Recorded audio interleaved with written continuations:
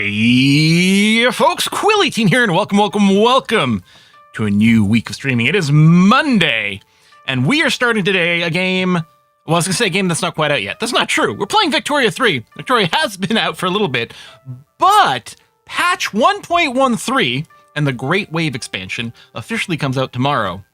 We're going to be playing it today, and I've got a very special outfit to wear to play Victoria 3 today. That's right! I've got my suspenders on and my my official Victoria 3 flat cap. Yeah, I know that's exactly what everyone expected me to be wearing right now, and I'm happy to be able to provide that to people. This music is the new title screen music from Vicky 3, which should be coming up here. OBS, are you... What are you doing, OBS? OBS has decided to not actually show Victoria 3 for some reason. Okay, I'll change to a different capture mode. We'll do it this way instead. There's Vicky 3. I don't know why OBS was misbehaving. That's so weird. So bizarre. But anyway, we got it on screen now. Lovely. I'm very excited to be playing this. It's been a while since we played Vicky 3. Now, we're going to go through real quickly. We're going to take a look at the changelog for the Great Wave expansion and the 1.13 patch, which is massive. We're going to go through that fairly quickly. Then we're going to start playing the game. And thank you very much to Paradox for sponsoring this live stream. It's nice to get the encouragement to play a game we all love already. There is a link in the description on YouTube or in the What Game over on Twitch where you can check out the Great Wave on the Paradox website. It is part of the Volume 3, the Season 3 pack, so you can get it that way. You can get it individually. You can wishlist it now, and it'll be available tomorrow, along with 1.13, which is huge and very transformative. So what I want to do is I want to bring up this page and this page over here. Lovely. There we go. So we're going to do a little quick reading of the highlight features from this bad boy. Really, I could make a full video breakdown for it, but okay. So what we're going to do is we're going to start by talking about the expansion itself. Can I get rid of this part? I just want to highlight that part. Hang on a second. If I do something like open image and new tab, there we go. That's the good way of doing it. We'll talk about the expansion first. So this focuses very much, based on its name, on sea stuff. And the expansion itself is very focused on it. But it has like so many different implications. The way that supply works now, and a lot of this is part of the free patch. Supply, diplomacy, the entire interest system is gone. Sort of getting ahead of myself. I'm talking about some patch stuff over here. But one of the things you used to do in Victoria is you would declare an interest in a region. That would give you the ability to do somewhat more diplomatic things and stuff like that. That mechanic is gone now. And is, well, I mean, interest still works, but you do it by generating involvement in the region. So it's not just click a button to do a thing. It's you actually have to do stuff to get it, which sounds great. The expansion looks good. The free patch is amazing feature. I think, I'm trying to remember. I read through all the dev diaries, and I'm trying to remember, but I'm pretty sure 1.13 is their biggest and most transformative patch that they've talked about for Vicky, which will be interesting to see that that's the case. Anyway, the Great Wave expansion brings Ship Designer. Now, the concept of the Ship Designer in a vacuum is only like it feels like only 10% of it, because like 90% of it is part of the free patch stuff, which is why I keep talking about the patch. Maybe you should do it in a different order, but this is the way it's presented in this page, so I'm doing it that way. So you can now design your own ships, and you can add modules, you can customize them to have, you know, different combinations of guns and engines and different things, and special tags like defining flagships. So if your fleet featuring a flagship is involved in combat, you get more prestige. Although if you lose battles, then you lose more prestige. Gunboat diplomacy, so we'll talk about this when we get into the game. But this is actually wonderful because it gives you the ability to threaten naval harassment. I don't remember what they call it in game. Naval hostilities, to threaten naval hostilities, to encourage someone to accept a diplomatic deal that you're presenting that isn't a full-blown war. It just for 180 days, half a year, it gives you the ability to harass the other nation with your ships, or vice versa. That's what happened in one of my test games here in Brazil. Russia came at me with a deal that I didn't care for, and they were threatening the guns, the ship stuff. I'm like, no, how bad could it be? Russia's so far away. No, they showed up, and they definitely caused some issues. Luckily, by the time they showed up, most of that 180-day period had ticked through, so I only had to endure it for a little while, but it was definitely there. It's definitely a force. And this is very linked in with some of the concepts of like how Japan was opened up. Now, we did talk about on the last stream, I think, what we might play today, because this expansion in particular specifically has a Japanese historical flavor edition over here. It makes sense because it all ties into it. But we've played Japan before, so it's like, should we do Japan again and compare and contrast? Should we do something new? People did want something new, so we're going to go ahead and doing that. Yeah, flagships, we got some new art, the ability to sell your ships, a bunch of new characters. That is wonderful. And the Great Wave features, there's a lot more, right? This is just like sort of the big bullet points. And if you check out the dev diary, there's tons more on there. But if we keep scrolling down past all the new achievements and everything like that. Okay, the free update. So what we're going to do is we're going to talk about the highlights for the free update. So the big thing is, because the changes to ships that they want to do for the Great Wave is so transformative, it couldn't be limited to just the expansion. They actually had to go and modify the basics of the game itself. So even if you're not picking up the expansion, you're going to get a lot of changes to how ships work. So it used to be that ships were just sort of very, very kind of generic, right? You just had a pile of a couple of different classes ships. Now each ship is uniquely tracked. They each have their own name, and even even without the shipbuilder, right? With the shipbuilder, with the expansion, you can customize them and tweak them in all kinds of different ways. But even without that, you still have these uniquely named ships. They just sort of get like the automatic template is basically the situation. Plus, there's like 20 different base templates for ships now, as opposed to basically just 3 with some different levels. So that is tremendously expanded. Supply works completely differently as well. It's very relevant for ships. One of the things that happened, I think, and I'm trying to remember because it's been a while. When Victoria 3 originally came out, there was just like one shipyard, right? I think. And it produced both your military and your civilian ships. And I think you might have been able to change your policy to change the ratios a little bit, but it was a little bit cumbersome. And then it got split into 2. So you had shipyards for your civilian ships and your military shipbuilding, and you could sort of scale both appropriately. Now we've come back around to basically there just being one kind of sort of with... But because everything in the way shipbuilding works is completely different. And that merchant marine ships are different from supply ships, which are different from your military ships. And we'll look at that a little bit more when you get in. I do like the new supply system a lot. And I think it adds a lot more sort of physicality to the distance aspect of supply and the ability to sort of embargo them and do different things like that. Tiered interest, this is one of the things I'm talking about, where there's no longer the push button to have interest in a region. Now you have to build up your involvement in a region, which gives you a certain level of interest, which has a ton of different modifiers. This will make way more sense when we get into the game. Overview of all the characters in their country, new magnates, we'll have to take a look at that. Each formation now only has a single commander. Individual commanders able to become far more important. Yep, okay. Troop transport and marines. Moving troops works differently than before and eats a lot of supplies. Straits and tolls, so you can do tolls on straits now, which I don't think is going to be relevant for a Brazil game. At least not for a while, but it's fascinating. I'm assuming people like people who play Denmark or something like that, that would probably be quite fascinating. And yeah, tons more changes. And this is, again, those are just the major highlights. But again, if you take a look down the changelog, oh my God, there's so much stuff across a bunch of different categories. Anyway, you're not here for me reading this. We're going to flip over to play the game now. Any chance the game capture started to work? It did. There we go. I don't know. Sometimes OBS refuses to latch onto a game for some reason. It like doesn't manage the game capture, and I'm not sure why. Oh yeah, the Panama Canal might be an interesting thing. Anyway, let's start a new game and jump in there. So yeah, I've wanted to play Brazil for a long time. I mean, ever since like Colossus of the South came out, especially, but even before then, because I think it's a nation with a lot of really interesting history in real life and a lot of potential in the game. So it is time for us to finally do that. We're going to go to Brazil. The game rules are all set to default. Everything is fine. Let's jump in and take a look at our initial situation. Brazil. All right. We start off in 2 wars.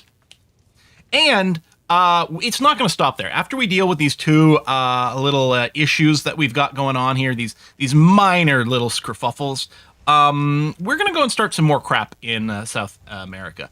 I would love to get to the point where we control South America completely, maybe even a bunch of Central America here, with the reason that they also have a bunch of coffee growing there, and I would love a hardcore monopoly on coffee. Just, I think, thematically, that would be a really fun goal for us to have. So sort of control all the territory over here. The European powers may be a little bit of an issue. Conceivably, like late game, we might be able to war for some of it. It might just be a lot more viable for us to see if we can like trade for this or something if we want to clean up the borders. But we'll deal with that when we get there. One of the other things that would be nice to do is to colonize in Africa as well, especially because I kind of have this whole coffee theme in my head, right? If we take a look at coffee and we go here and we go goods potential, then we get a coloration over here which shows you where we could grow coffee. And I would love to like prevent other people from getting in on the coffee game. I've got plans for that. Yeah, another typical pacifist, right? Exactly. We're gonna pacifistically hit people right in the face until they join our awesome country. Can you gunboat deploy the sea for land? Yeah, because why not, right? Like, let's say, I mean, obviously that's not going to be a reasonable thing for us to do right now, but we could go and look for, like, go state transfer over here, ask for a state, and then there's the button. We could threaten naval hostilities. I have a feeling that right this moment, Great Britain may not be terribly impressed by that threat, and that might not be what we want to do.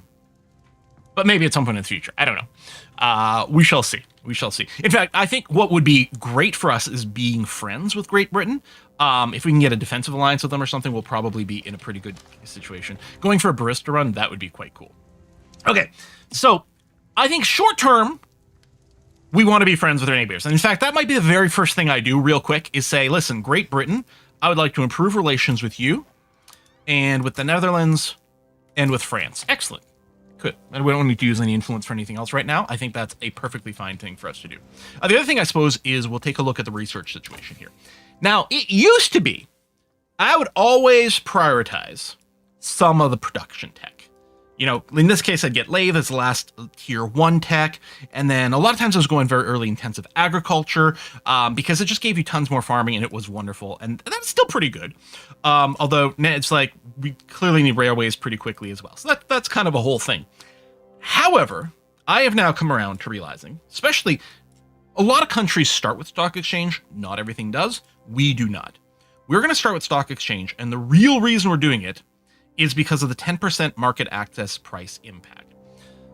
This is one of those things that took me so long to understand, and now finally I grok it. Absolutely, and I refuse to let certain butt faces steal that perfectly cromulent word away from us nerds. Just saying it out. Silly butt faces. Anyway, market access price impact.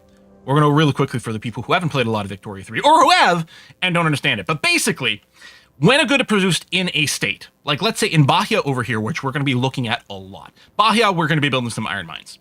And those iron mines will sell their iron as they produce it, and they will sell it based on the local price in this state. Now, there's a local price, and then there's also a price in the market as a whole. So in this case, it would be the Brazilian market, because we're not part of anyone else's market. I think I would prefer not to do that. I told you last time this is best tech in the game. Yep, I'm on there. I've got it now. But and you know, but it was still like I had to do leading up to this. I had to like relearn like Mappy, what's the deal? So the best way that I was able to finally get it to click in my head is to imagine a situation where we had 0% market access pricing, and all the price of a good was based purely on the local market. If we start to produce iron in Bahia, there's going to be lots of iron in this particular state, so the price is going to crash down to 0. In the rest of our market, now, I mean, it's Vicky 3's got plus or minus 75%, but for the sake of argument, let's pretend it crashes down to 0, or like $1, one pound per iron. Whereas in the rest of the Brazil market, we might still have tons of demand for it. It might be worth £1,000,000 per. What's going to happen? The iron mine here is only going to sell it for $1 because that's the local price. And then if anyone consumes it in this state, great for them. After that, it goes for sale on the rest, but everyone else is going to be buying it for $1 million. That difference between $1 and $1 million just disappears and is gone completely. Whereas we flip it around, if we had 100% market access price and it was like perfectly 100% average, we would be selling the iron here for £1,000,000 because that would be the price in the market. So it's like, yep, okay, I get it now. Having that mappy is really good. Because part of me was like, well, maybe I want to keep the local price lower for the purpose of vertical integration. And yeah, it's sort of like, well, okay, if iron price is cheap here, and let's say I build a tooling workshop over here, which uses iron, then that tooling workshop will be able to buy iron really cheap. But it's not as good as I did think before with that vertical integration, because the problem is still that tooling workshop is then still having the problem of it's trying to sell its tools and it's getting no money for it. So overall, we do want that. So the very first tech we'll go and get started with is stock exchange. And then after that, I'm going to queue up atmospheric engine for the atmospheric engine pump, which should be good for our mines. And then after that, we're going to go to railways, which is going to require mechanical tools. But we're going to need the infrastructure from railways super fast. That is not unique to Brazil. Everyone's basically in the same boat. We'll have to use some ports for some infrastructure early on, but we're going to do that. Part of me still wonders if intensive agriculture a little earlier might be better, but I think this is going to be okay. Is this going to be broken up into YouTube videos at some point? Well, it's I'm streaming on YouTube at the same time, so the video will be available on YouTube afterwards. All right. So that is we've done our diplomacy. Okay. Before we start dealing with this war, we've got a few other things, because there's some stuff we need to do before we unpause. We can take a look at some of our states, for example, and some of the modifiers. But what I'm going to do that vis-a-vis looking at our lumber industry, because logging camps are definitely one of those really important early ones for a couple of reasons. Lots of different things use wood. One of the most important things is until we go and upgrade to, say, iron frame buildings, which we're going to want to do soon, but we are really reliant on wood. And even when we upgrade to iron frame buildings, we're still going to need a decent amount of wood. So a lot of times logging industry is one of these early ones I look at because it's easy. It's not a chain, right? You don't have to go, it's not building a tooling workshop, which needs dependencies. A few of the places are set to do hardwood production. Is it just these two states? No, so there's a little bit more over here. What I want to do is I want to not produce hardwood in Sao Paulo. Even though it looks like, oh, it's going to hurt its weekly balance a little, and it will. It'll be fine, okay? Because it's not going to be making as much money selling the hardwood, but it's barely a bit of a difference. The reason is I want to go and set it over here in Maranhão instead. Even though it does think it's going to lose money, it's going to be okay. These three states are Amazon rainforest states that have a 25% output of hardwood. So Maranhão, Goiás. Part of me wonders about just renaming every single one of these states. Is something I can say a little bit better. Anyway, and Mato Grosso. These all have the Amazon rainforest modifier. Now, it's great for hardwood. It sort of sucks everything else, right? We got this 30% state construction efficiency penalty and 30% less infrastructure. And some of these just get worse because we also have Pantanal here, which is another 10% reduction in infrastructure. Yeah, your agriculture and your plantation goes crazy, but you're so limited on that. Then we get a further coffee plantation boost over here in Mato Grosso, which is great, but we're really going to be infrastructure restricted, and the whole construction is going to be a little slowed down. It's my understanding that later on we do get an event that helps us offset this or cancel some of these things. But that is not here in the present. So we've got our logging camps sorted out over there. What's next? We're going to be doing a lot of work in Bahia. And the reason is they actually have a pool of workers ready. We have 26,000 unemployed people. I think as soon as we unpause, they're going to move over to peasants and become subsistence farmers. But we've got some people in Bahia that we can hire. Modifier situation is fine. We've got a tobacco plantation throughput modifier. Okay. Sugar plantation. Okay. And we do have a penalty to infrastructure, which does suck. But it's got iron mines and it's got a decent number of people. In fact, if we go over to our state view over here, it is our state with the most number of people in it. Second most is Minas Gerais, which just means apparently like general mines over here. And this is another place that does have mines. You can see it's got iron mines. It's already got a couple of gold mines, which is wonderful. That's going to say that. It said ranchers get a bonus here. Yes, they do. Right over here. They also get the ranchers throughput. So there's a few different possibilities, but early on, we're really going to be interested in setting up our initial sort of construction infrastructure configuration. Right. In fact, the very first thing I'm going to do is I'm going to build a couple more construction sectors. We've got a couple in Bahia. We've got a couple in Rio. What I'll probably do is I think we are going to do a lot more construction in Bahia. So I'll probably do that. But I was thinking, and again, it's a little bit, job seekers, look at unemployment. Maybe Minas doesn't have it. It's got some job seekers. After we unpause the game for a couple of ticks, this should cycle over and we should see something a little bit more. But we are going to need some more construction to be able to build faster. That is a very standard way of doing it. You know what? I'm going to go ahead and queue up a couple in Bahia. And then what we're going to do is build things that feed into that. Now, Bahia, you may have seen right away, has got a problem. It doesn't have enough infrastructure already. So we're going to spend some of our authority to go and do the road maintenance decree here, which gives us more infrastructure. It also gives us more construction efficiency, which is great because we're going to be constructing here. It's whiskey and chocolate. What? Who dat? Hey, Goldfish. I am excited to finally get to see you live. I've been watching you since SimCity 5. Because of you, I've gotten real heavy into games time Rimworld and Dwarf Fortress and now Victoria 3. I look forward to keep learning from you. Thanks, Goldfish. And I'm also excited for you to see me live. I like how the voiceover doesn't necessarily know which word it is because English is confusing and dumb. Thank you. Thank you very much. Right, road maintenance. Yes. Okay. So infrastructure has now been fixed temporarily. It's still going to be a pain in the butt over here. And then the construction efficiency is also going to be pretty good. We've got another state that's got negative infrastructure. That is the general mine state here. So we're going to do a road maintenance in that area as well. I kind of think what we might want to do in Bahia as well is promote social mobility because qualifications are going to be a bit of a crunch. We're not going to be able to spam out universities, I think, for a while. So I think we're going to go ahead and get started with that as well to kind of encourage it.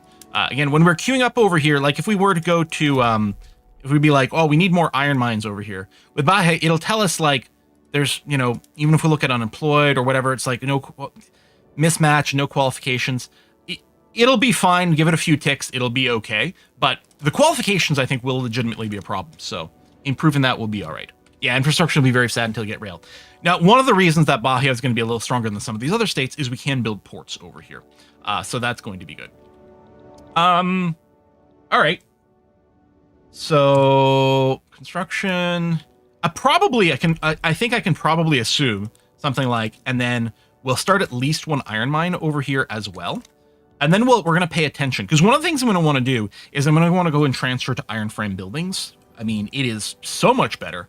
But you can see if I tried to do that now, we would have a tools and an iron crunch. And obviously, if I build more construction sectors in Bahia, then doing it there is going to be that much harder. Now, in Rio, it's going to be even worse because they don't have any local mines. But yeah, we're going to have to build up a little bit of iron mines and do that. Now, let's go through the rest of our buildings and make sure our modes are okay. Arms industry, do I want to subsidize this?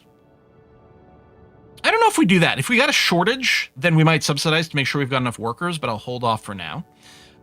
We do have working condition options here, which are pretty bad. It's because Brazil, I think technically slavery is illegal, but it's not enforced in any way. It's one of the issues that we're going to have to deal with is that there's all this legacy slavery going on, and we're going to try to fix that pretty quickly. So you got these things. We're just going to sort of skip ahead past those for the moment.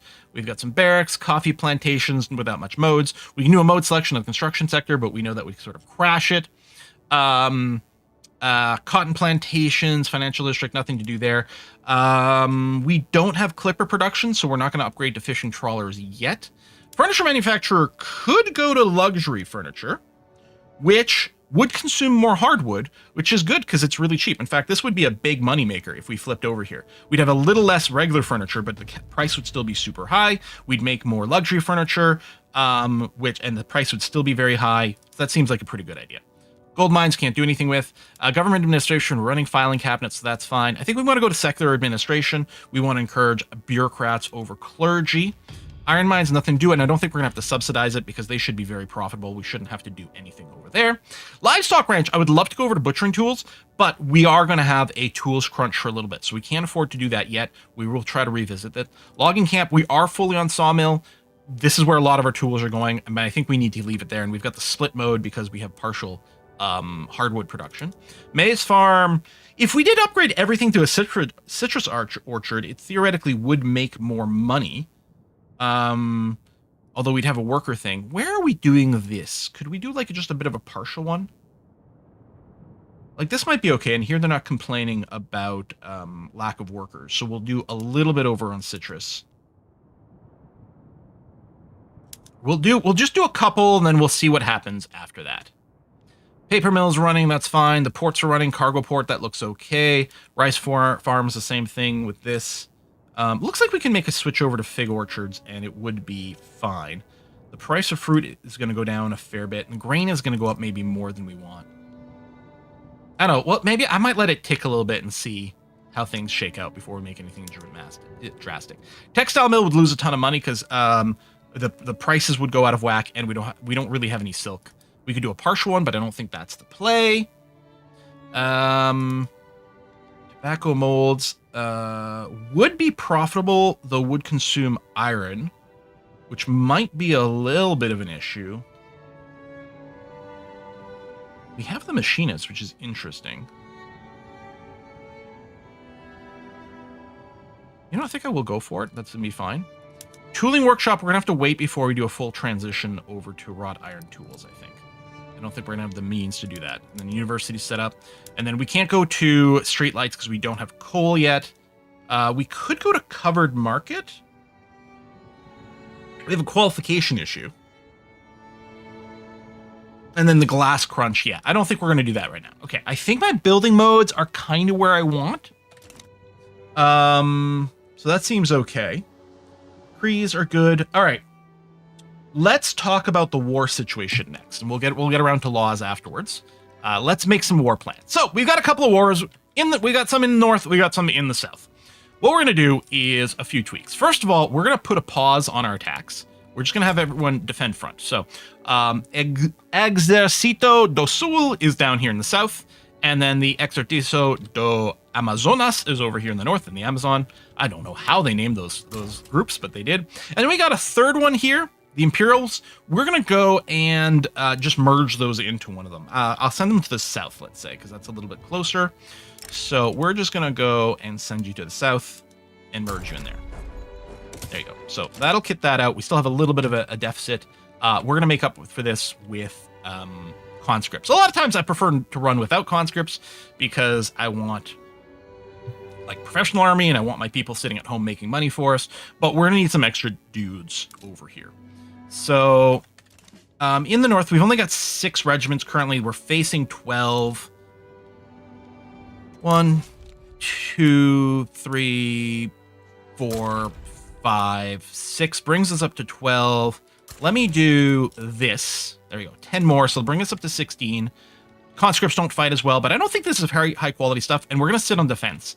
And then the rest are all going to get folded into the army in the south over here. So I'm going to do conscripts and just go ahead and get the rest. Then we're going to let these guys attack into us. We're going to let them burn off a little bit of their manpower, and then we're going to counterattack. So hopefully that will be nice and stable. Fingers crossed. I just realized Quill starts around the State of Union address. Yeah, kinda. Yeah. Okay. So, conscripts are done. Let's talk laws before we unpause, because obviously all this fighting is going to start and we're going to be very distracted. So, in our government, we have a regency currently, because we have this fellow over here, Diogo from the Intelligentsia, is our regent, because our ruler is 10 years old.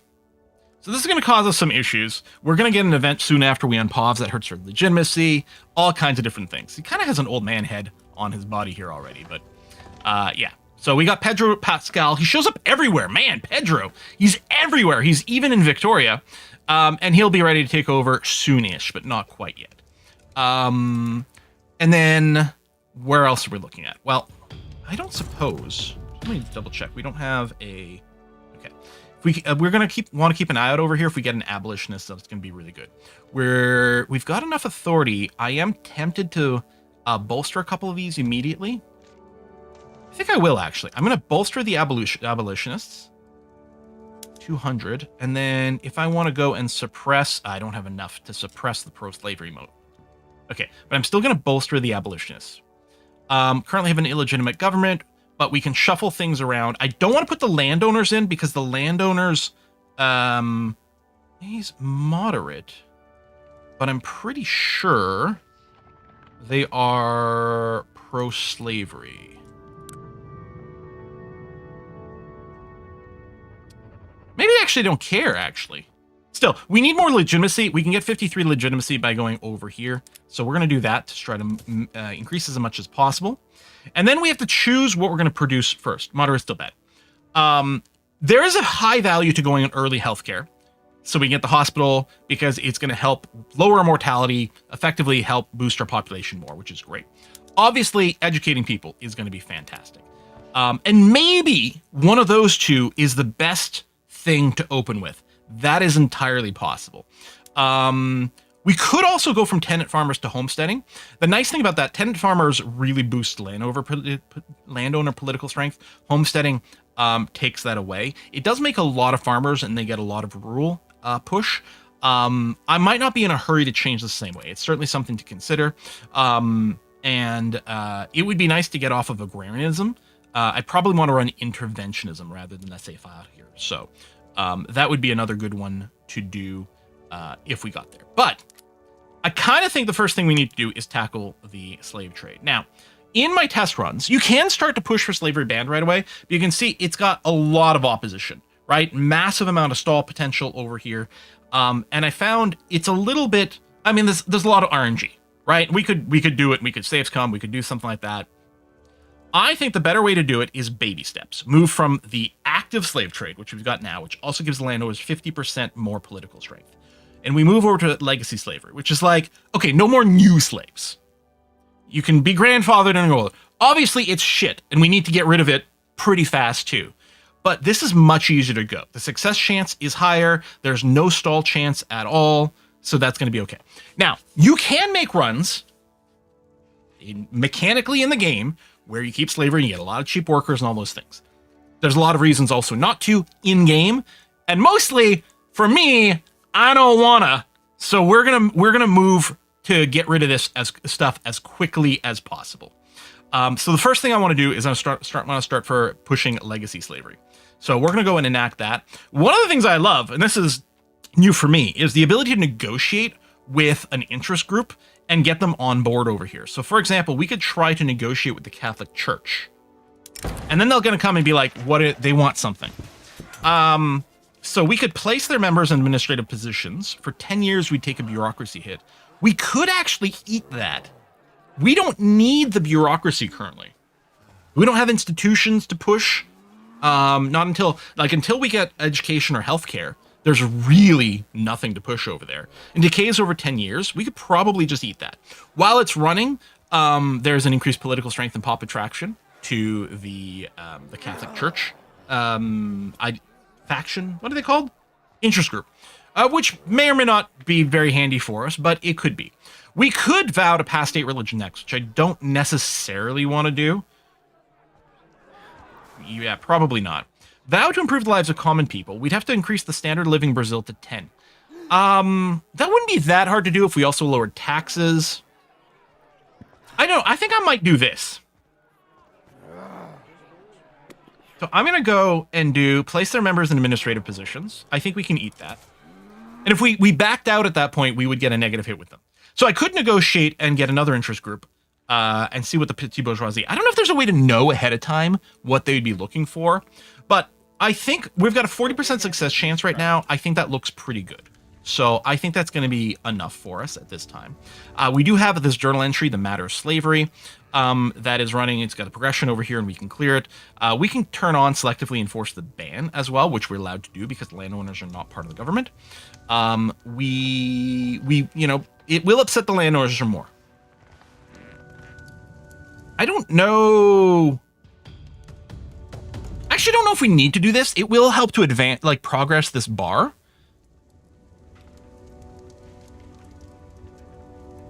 But we don't need to 100% this. In fact, I have hit 100%. I think it just sits here. I think what it's here for is to provide a buffer against failing it if it reaches 0. So I don't know that we need to push this. And really, we're going to be doing through this. And I think as soon as enact legacy slavery is in, because it will have banned slavery in some way, I think this will become grayed out and a non-issue anyway. So I don't think we actually have to do that, but I'm not sure. So that's fine. And yeah, healthcare and education is probably going to be our next laws. And then we're home. Okay. I think my initial opening checklist is done. Let me do a little safety save so we don't have to redo it instantly. If it turns out I misclick, I don't want to have to redo all this. I think we're fine to unpause. We're only at speed 3.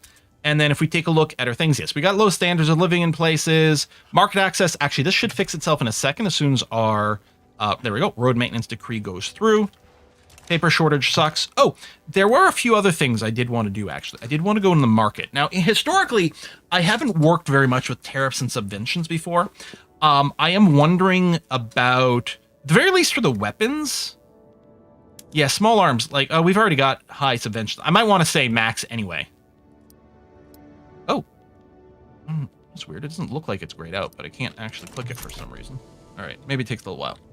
And yes, Legacy Slaver also gets the British off our back. One of the issues with the British is we have, I believe, a minus 80% modifier with them somewhere. Under relations, maybe? Anyway, we have a huge penalty to our relations with British because they have banned slavery, and they're actually going to be, they would be harassing our ships as an anti-slavery effort. So as soon as we pass that, it improves our relations with the British, which is going to be really, really handy. Thanks for the subs. Wacko Jacko, much appreciated. Got a new sub from Goldfish as well, and resubs from Starfire. Thank you. I'll try to, when we get a break, I'll see about going back. All right. So money is also quite positive right now, which is one of the reasons we can afford to get a few extra construction sectors. In fact, money will continue to be good. I guess we didn't look over here. We're currently got a consumption tax on liquor, which doesn't earn us very much. Yeah, you know what I'm going to do is I'm going to remove this. That will free up enough. Ooh, okay. As I say, it'll free up enough authority to suppress the pro-slavery faction. But having high authority reduces enactment time, so I might leave it quite high right now to help us pass legacy slavery a little bit faster. Then we got this. All right, so Emperor's Legacy, this, while it's running, the intelligentsia get extra political strength, I think, as that's our regent, but we do take a hit to our legitimacy, and enactment time goes up. So actually, I'm going to ignore that. It'll auto-complete at some point, but I'm going to try to delay this so that it doesn't hurt our enactment speed quite as quickly. And we get in position over here. They are attacking on this front. We are defending. Oh, looks like they're going to be able to maybe get the first push because we haven't reinforced and gotten everything in position yet. Oh, there we go. Yeah, get that push back in there. Good. Just hold the line, and we're going to hope that these guys burn through a little bit of their manpower. The blue bar over here is one of the most important. The number of regiments doesn't go down, but if the manpower inside the regiment starts to drop, these guys are going to get absolutely obliterated. Did I remember to raise the conscripts? So that's going to help a lot, right? It's one thing to assign conscripts to an army from a state, but if you forget to raise them, they don't actually do anything. Okay. Hopefully they get there in time before we lose a front. Okay, we're pushing back here anyway. Okay. Good thing we're on the defensive footing. Whoops. Hey! All right. Hey, we didn't look at the ship construction queue over here. So one of the things you can see, so there's shipyards where we can build military fleets, and you can do things like, oh, I'll add a new cruiser, and we've got this frigate template built in. We can make a new template, and this is the ship designer, by the way. So we can choose what kind of armoring is going on, what kind of armaments. Not everything is unlocked, of course. Supply capacity. Each ship has its own supply and is shared within the fleet. And if a ship gets sunk in a battle, you do lose the supply that's on it. And then you have a mechanic of supply ships, which actually do ferry the goods to the ships, the fleets, and keeps restocking them. And you might need more or less. And you've got this. So number of shipyards, you can choose what percentage of them are allocated to just keep generating these supply ships for this specifically. And this is completely different from the things that handle trade and everything like that. But yeah. So we can take a look at the queue right now. I've got 3 supply ships in the queue and nothing military in the queue. But yeah, we've got a little fleet. I'm not going to go and put them out right now because we don't need to do anything with them. But let's actually talk about one of the new big features. This is part of 1.13. It used to be, if you went down to your diplomatic lens, there'd be a button over here for, I don't remember what it's called. Like, it assigns interest in a region, right? You can declare interest in a region. Because wherever you go, so I'd like, oh, I declare over here because I plan on doing some trade in this area, or I declare over here because I'm planning on doing colonization, or whatever. That option is gone. Instead, what we've got, and you can see it here with the regional actions, or if we open up the diplomacy screen, we have interest down below. These are all the places where I have at least a middling amount of interest. And then we have a certain amount of involvement in each one of these regions. And depending on the level, you get different stuff. So for example, we have a tiny bit of interest in Southern and Western Europe. That's because I'm currently improving relations with, say, France, for example, which is in Western and Southern Europe. So by having a diplomatic action ongoing over here, I've got this involvement in the area. And we can mouse over and see where these things are coming from. And you can see it's going up. It's going up to 882 by 15 per week based on the stuff we're doing here. Now, currently, we have 0 interest. We have none interest in Western Europe. So if we were to try to create war goals here, we get more infamy, and we have a penalty to trade advantage, which is no good. But this can go up. So from none, you can go to observant, which is tier 1. You can see some of that has gone away. We still have the infamy boost. Tier 2, which is engaged, and we do have it in a few places. We can take a look over here. So the infamy cost is a little bit lower. And now we're allowed to do certain things, including establish colonies. So for example, if we want to go and establish colonies down over here at some point, which might be very convenient, look how close it is, right? We need to get our involvement over here at least level 2. We can do that through doing some diplomatic actions. One of the things we can do is we can send our ships over there. So, for example, power projection, a naval mission given to a fleet to sail off the shores of strategic regions and thereby generating involvement. We're showing the flag. We're making a show of force, raising our involvement in the area. I like it because it's so organic. I mean, I'm a big fan of click button to do thing, but that makes a lot of sense to me. I like that you get better trade for being more involved. Yeah. Like, everything makes so much sense. Slave suspected of workplace sabotage. Lashings will be issued until morale improves. Both these options suck. And I hate these events, which is one of the reasons I want to get rid of the slavery as fast as possible. I don't like being evil. So option 1, a bunch of slaves become more radical and the intelligentsia are upset with us, or they will fall in line eventually, which lowers plantation throughput for a while, which is also bad. I'm going to take the more passive route. All right, let's take a look at these regions. Okay, you still have plenty of manpower in there. Oh, we see. Oh, there you go. So you guys, they're making a couple more aggressive moves, which we're going to go and deflect immediately. Actually, our manpower is not quite there either. I think our best push is probably actually going to be in the south. Well, more relative strength, actually. You know what? Screw it. Let's see what happens if we were to go and say, all right, you can start advancing in the north here. So they're going to have to finish whatever battle they're currently in to start off with. There we go. Let's see this view. Or do I? This view. Actually, not even that one. So there we go. We're pushing them back, which is good. There we go. The front view is what I'm looking for here. They're still pushing. Yeah, they've got nothing left in the tank. We're going to be able to push the north pretty intensely. So that's good. Now, there's a bunch of stuff. South America is a busy, busy place. We've got an event called The Fall of Salavery. Not slavery, Salavery. The defeat of Philip Salavery's coup attempt has led to complete consolidation of Bolivian domination over Peru. Supreme Protector Andres de Santa Cruz has declared the imminent formation of a confederation between the two nations. I think we want to prevent this. So we're going to get involved in the Peru-Bolivian Federation. We're going to be against it. We get more maneuvers, we get more conscriptable battalions, and we get an increased training rate, which is good. Because I don't want these guys to get powerful. I do want to go and push back against them. They'll have to wait until we've, taken care of a few internal issues, but we will hopefully get there. All right, there we go. We are now advancing, and yeah, on paper, much, much, much more strong. That's good. Oh, maybe I should have thrown a few more conscripts to the north, taking it a little bit faster while we hit the defensive footing down here. I just want to finish one of these two fronts quickly, and then come back to it. We don't like rival power blocks in South America. Exactly. Baja's got low market access. We're going to take a look at that in a second. Okay, so here's us forced to finally resolve the Emperor's legacy. So we're going to lose legitimacy. We're going to increase enactment time. Nothing we want, but so be it. The infrastructure you can see here in Bahia has already gone down because we built new stuff. New stuff needs more infrastructure.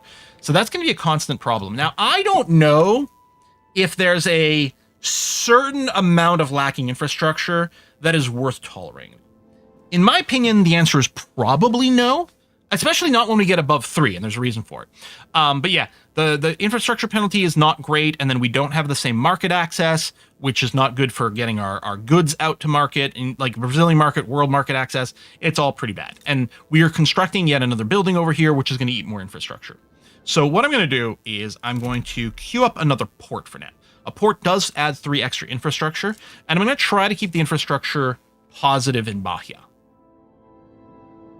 Whether it's the right thing to prioritize right now, I don't know. But that's what I'm going to do. Oh, Brazilian here, make my country proud. Listen, Jess Cardoso, the only thing I ask is don't listen to my pronunciation too closely. Because I'm bad when we're talking about English words, and I definitely don't know Portuguese. So it'll be a mess. If I haven't done it already, I do want to make sure my ports are all subsidized. I hate that it doesn't default to alphabetical. I don't even know what order it defaults in.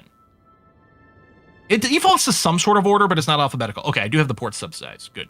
Because I want to make sure they are actively being hired to the max. I kind of need to pause for a sec. I got to go pee.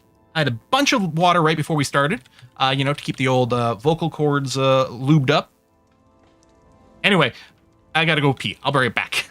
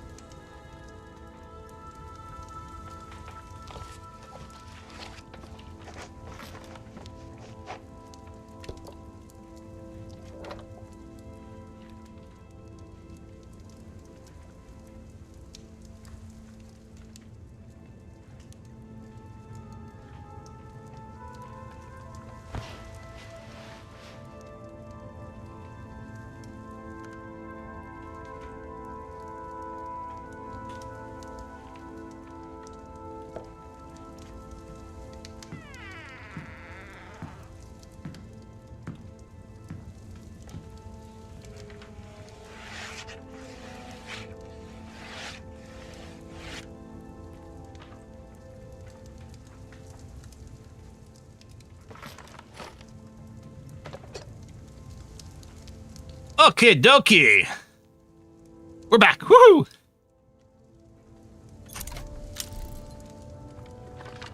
There you go. Southern Europe interest here increased. Just over time, we now hit observant.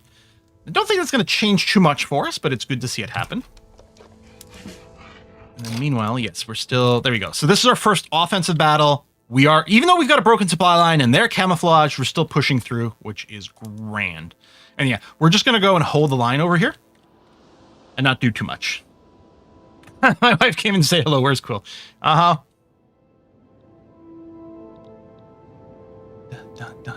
Have you ever seen the two of them in the same room? That's right.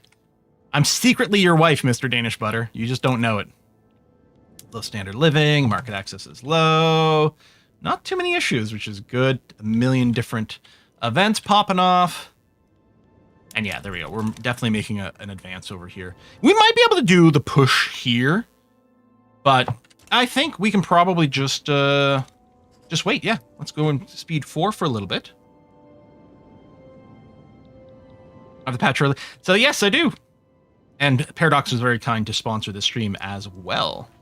I mean, they might have... Well, actually, no. I said anywhere where the coast is a good idea. When I asked, like, what are good countries to show off? They said, well, Japan, obviously, is a good one. But anywhere with the coast is going to be good. And already we've interacted with some new mechanics, which is nice to see. All right. Keep going. Irish National Awakening is becoming Munster. Good for them. Small arms are expensive, but I don't think we have to make a change. Yeah, get the iron mine, get the port. That's going to be good. And then money is still positive. Well, what I'm going to be interested in is, can we go and flip the construction in Bahia to start off with over to iron frame buildings? And the answer seems to be no, because I think we'd officially hit an actual iron shortage. And I'm assuming these mines Oh, is it still my first mine in Bahia? Okay, never mind. So we do have to definitely wait a little bit before we get that going in there. Can you check the national cast of characters? Oh, yeah, I don't know where that button is either. That's a good point. I'm actually not sure where that is. I mean, it's not in here. That's the agitators. I don't remember. It's not part of the ledger, is it? No, I can't recall. Oh, you think it's in Pops? National cast. Thank you. Okay. Sorry, I got something in my eye. There we go. All our characters over here, including our leader. Well, again, this is our regent leader. Now, one of the things I wondered to check, actually, if we could take a look at the landowners, right? Their current leader is a moderate. If we go and check leader ideology's chance of appearing. Yeah, see, I was going to say, if he's not in government, so we can exile him, but there's a 77% chance we'd get a slaver, and 21% chance we get a traditionalist, which is probably even worse. So yeah, I don't think that's very helpful for us. I don't know if there is an interest group where we could do some sort of shenanigans there. Reformer, liberal, rural folk, moderate, armed forces, royalist. I do like the idea of a royalist. Rural folk, any chance? No, I don't think we're going to be exiling any of them. The H is silent in Portuguese. So Bahia. Oh, that's Bahia. I see. Oh man, no, it's gonna be bad. I'll try. I will try my best. And maybe by the end of this run, we'll have learned a few things. The trick to get a market liberal for landowners still work. What was the trick? Like, I know a few things with the landowners, like forcing corn laws and things like that. Hey, what is this? Belgium? Never heard of it. Must be a fictional country they made up for the game. Wants to trade. They want me to send them some hardwood. Heyo. And in exchange, they'll give me some furniture. I think the price of furniture is fairly high in our market. Yeah, that shows me the Belgian market. Local price NA. It's interesting. But yeah, in theory, Brazilian market. It is fairly high. I don't know. I might be fine with just doing this. I'm not sure that this is necessarily beneficial for us, but I think it's pretty irrelevant. So I think I'll just go ahead. I mean, we could go and negotiate some. I mean, who knows? What kind of... You know, we can get them to sweeten this a little bit.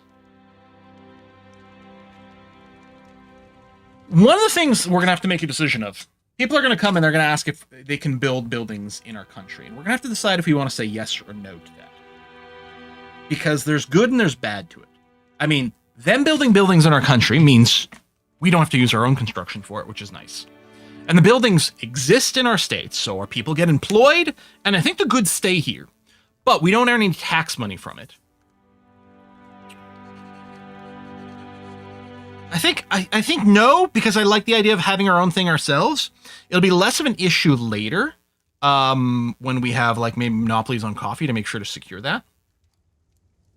Mm-hmm. So I'm just wondering if we can sneak in some extra goods in here, something that they have.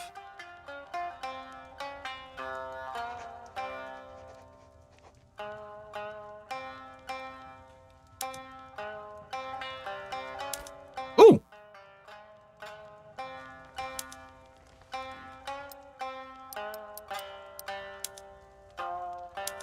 I like the idea of getting some tools. There you go. 30% means 100% chance to accept.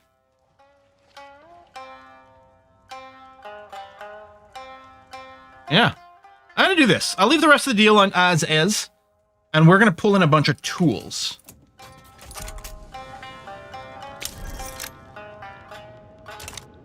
For 5 years, we get a bit of a boost there. That actually is going to be really handy, I think.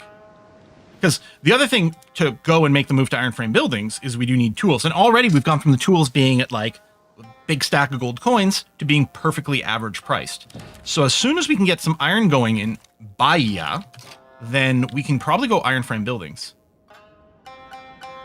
Okay, Chile offers to return Bolivian Amazonas from somewhere in Bolivia if we back them in their play against Bolivia. Honestly, I'm a little bit busy right now, so I'm going to have to decline.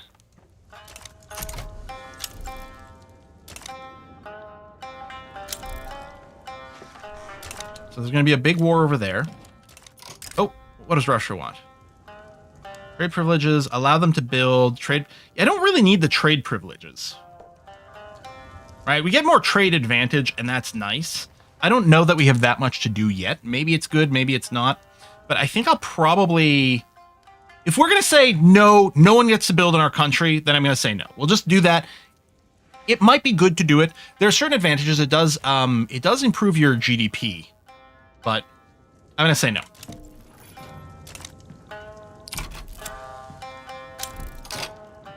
What do we got? Higher learning. Oh! University building throughput, political strength of academics, which will help the intelligentsia.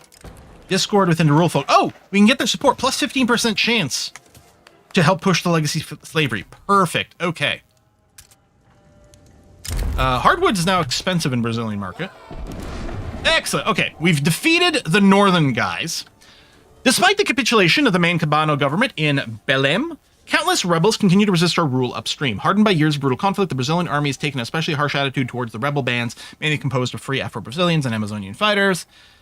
Are we the baddies? Well, maybe a little bit. Anyway, no mercy for the traitors. Burn the rabble out. I guess that's what we're going to have to do. Whiskey and chocolate. So, whiskey and chocolate. Fun fact, Empress Amalie of Brazil's crown jewels was inherited by Sweden, then Norway, and is now often used Queen Sonja of Norway. Was inherited by Sweden? Is that inherited by Sweden? What? Okay, SKM, first of all, thank you very much for that. That is very kind. And Norway, and often used... Wow. The Brazilian crown jewels got around. Huh. Anyway, we can start pushing on this front, which actually will happen because the army that's coming down here is set to aggro, but I'm going to go and set this army to advance front as well. First of all, I mean, we probably didn't even need it. They'd probably be fine as is, so get that going. Now, one of the things, and I'd meant to ask y'all to remind me, is we now have some unincorporated territory in the Amazonas, and I would like to begin to incorporate that. So take 25 years. Well, we'll get it started. I think eventually this will become faster, because one of the things we're going to have is this integrating the Brazilian nation, and we are going to be able to integrate these various other cultures into the Brazilian culture as a whole. So you can see, we can integrate the Nordestinos. We're all set up for it, except we need to either enact any variant of slavery ban, which I think legacy slavery is a variant of that, or we can have a national hero that shows up. A bunch of these have that national hero stuff in there. So we're going to integrate those, bring them fully into our culture, which is good. They're going to move from discriminated to like fully part of our primary culture, which means they get full wages and full taxation, all kinds of stuff. Oh, legacy slavery is not a variant of slavery ban. Okay, well, that's good to clarify that. So I guess that makes sense, because when I was doing the practice things, mostly it was... Oh, shit. Really? Netherlands? Really? I guess we did get some infamy. That's going to be awkward, because they're going to get invested in some stuff. Damaging relations. I'm going to keep improving relations. Maybe some of these events will go away. We should set some... We're going to do some demands here. We're probably going to go for Paraguay and Uruguay next. And just eat them up in one go, and then it'll probably be protectorizing Bolivia, Argentine Confederation, New Granada, Venezuela, and then eventually just declaring war on them to eventually annex them.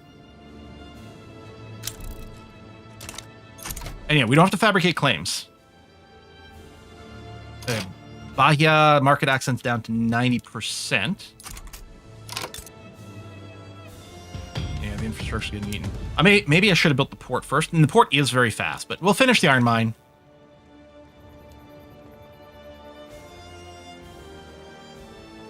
So now I'm missed out in the World Cup. Oh! Too bad. I mean, I guess there's limited space, so someone's going to be left out regardless, but... Anyway, this is going to get wrapped up soon. That'll be the end of the Ragamuffin War. Makes me hungry for a muffin. I like bran muffins. Not a big fan of carrot. Okay, so that's the first iron mine. Coming up over here.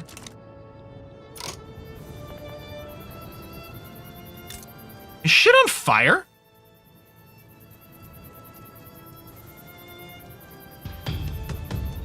Huh. Did we get a pop-up for that? We may have. Damn! Oh no, and it's spread. I don't remember this happening to me before. Oh, this is gonna do bad things for us. Random weather event. Amazing. That anti-streamer luck.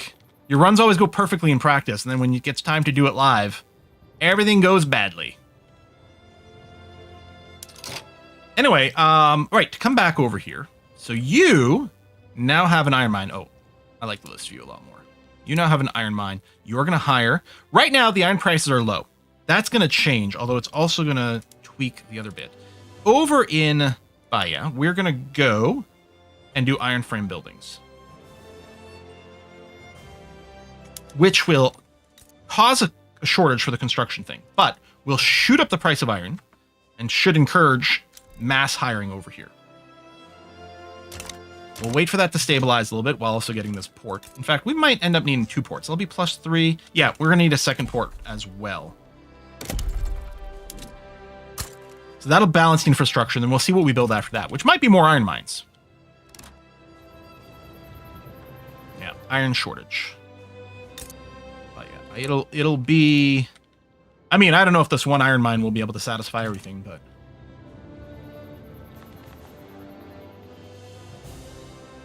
Those are fireworks. You can see them set off. We love the Emperor Day. Excellent. Good. Okay. That's good news.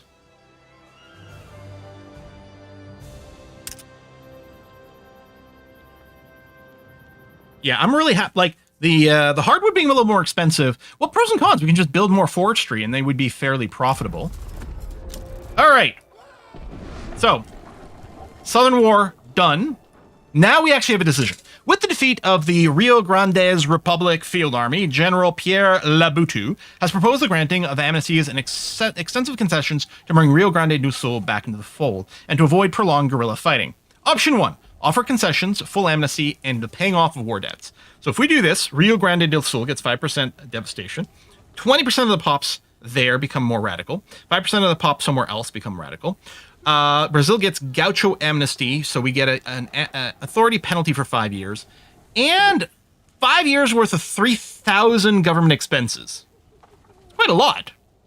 Or, if they wanted leniency, they should have surrendered back in 1835. A little bit more devastation, a little bit more radicals over here, but we don't have to pay $3,000 a week, I guess is what it is, right? I kind of go with option B. That's a lot of money. So, I'm going to say that. Tough patooties. Now, okay, but there's nothing else to incorporate, so that's done. We got some complaints about some shortages. It's going to be some iron mostly. Hopefully things will work themselves out. This construction is a go. Right, we did inherit these places. Oh, I guess we should probably take a look at our buildings because we did get more land from both the wars and not everything matches. I'll go full sawmills everywhere. I think the logging camps... Oh, this is another hardwood output place. So if I do that... There we go. There we go. All the places that have the Amazon rainforest. We've got hardwood there. Oh. Shrink that, please. Universities have the correct mode. That's fine. That's fine. Mostly looking for anything that might have a mixed mode. These are okay. The rice farm... Oh, it's interesting. It shows 2. As if there was another production method. But there isn't. Okay. And then tooling. Oh, in Bahia... Right, we still have the iron shortage. Actually, over here... Yeah, I might want to turn this down because it's the iron shortage. Yeah, let's fix that. Okay. An option. Oh, yes, the general. Yeah, the reason I didn't want to do the reset production methods to like the average there is I did want to double check because some of our things are contextual based on what's in the zone there. So it was worth a double check manually.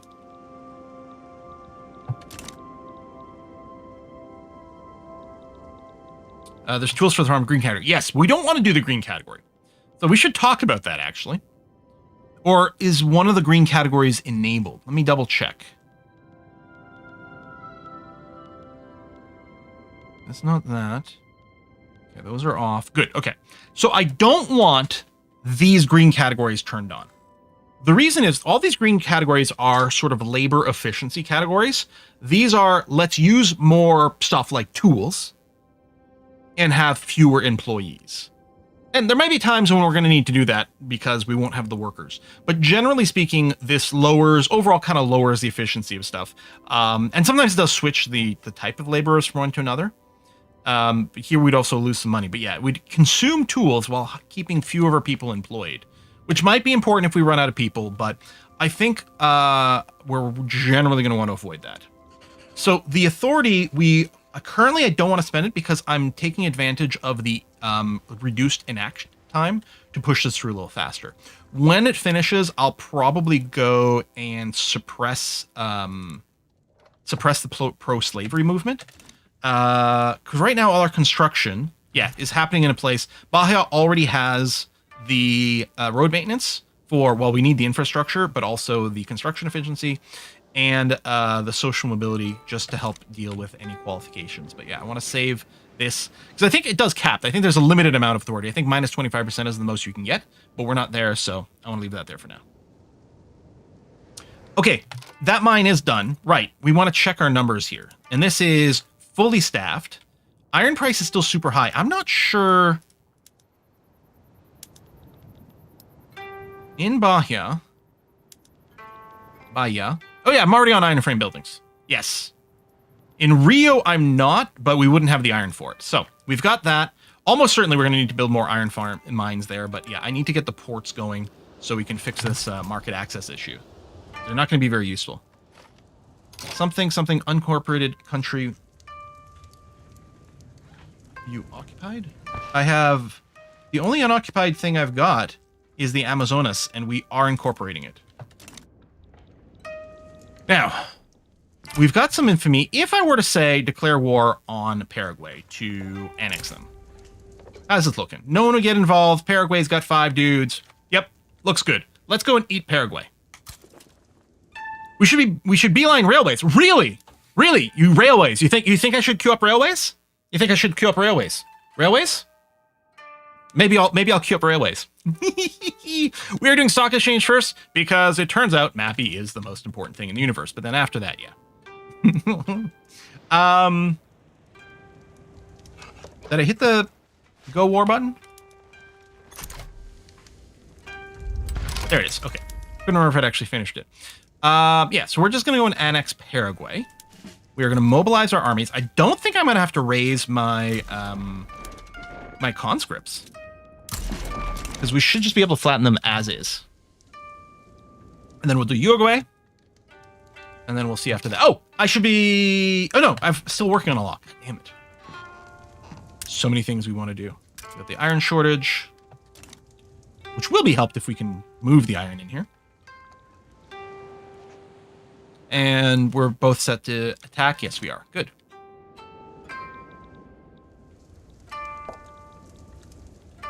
Yeah, we're gonna have to watch our infamy, but we're not going to be passive here. And there's quite a lot we can do with it. Man, maybe our tools workshops aren't using iron, are they? No, they're still in the basic. What is consuming? Because this is everything that could use it, not everything that, is using iron. Muskets. Well, the tobacco, but I don't think they use very much. It's mostly going towards our construction, which maybe it actually makes sense to like lower one of these and keep it focused here. I'm not sure. Yeah, trade centers would be very important as well. So we are going to want those. We're going to need a fair amount in Bahia because I think there's going to be a lot of trade happening there. We're going to want to check by trade potential and prioritize those, but I don't think we can do it first thing. Okay, let's wait for the war to start. Removing enemies, true path pacifism. That's right. Perfect pacifism is when none of your enemies are left alive.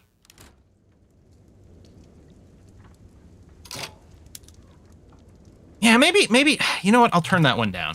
We'll keep a little bit more iron for the rest of the market. It slows down the construction a little, but maybe not. Maybe it's effectively boosting the construction. It actually might have, because we may have been sitting at like 25 or so effective construction sectors. All right, and this is going to help as well. So now some of the infrastructure is going to improve in Bahia. Improving market access. Oh, we can actually do a little bit more construction. So what I think is going to happen is we're going to go build another iron mine over here. You've got peasants willing to work. We've got the qualifications. We have been promoting social mobility. So we're going to go and build at least one. And it might be like build one, build a port. Build one, build a port. I don't know. Yeah, a little bit of warring in here. That's the Chilean-Bolivian war that was going on. Hopefully it doesn't resolve itself in a way that's bad for us. But we should be able to roll over Paraguay. And yeah, negative money here I'm fine with. I mean, I say that now, but we can always use some of our authority to go and run a consumption tax on fruit, but I don't think that's really what I want to do.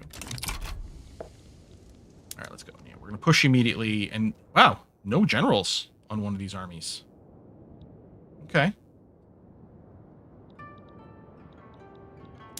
Yeah, so they're just going to get rolled over. Perfect.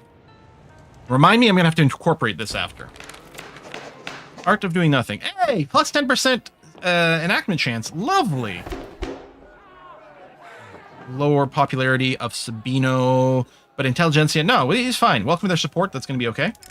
From the heart of the sea, a new admiral has presented himself at the port of Bahia, cheerfully acclaimed by his peers. However, the nephew of Person has also postulated that he has a most profound interest in the same title. The men will follow him. A character will appear. Laborers become loyalists. Trade unionist new admiral. Yeah, it's not the end of the world. Don't want to upset him. Landowners get happy. No. Men will follow him is fine. An exile at the gate. The relatively lenient Brazilian immigration system has long been attractive to those fleeing their home nations. Recently, Giuseppe Garibaldi is positioned to join the stream of people moving here. Trade union radical.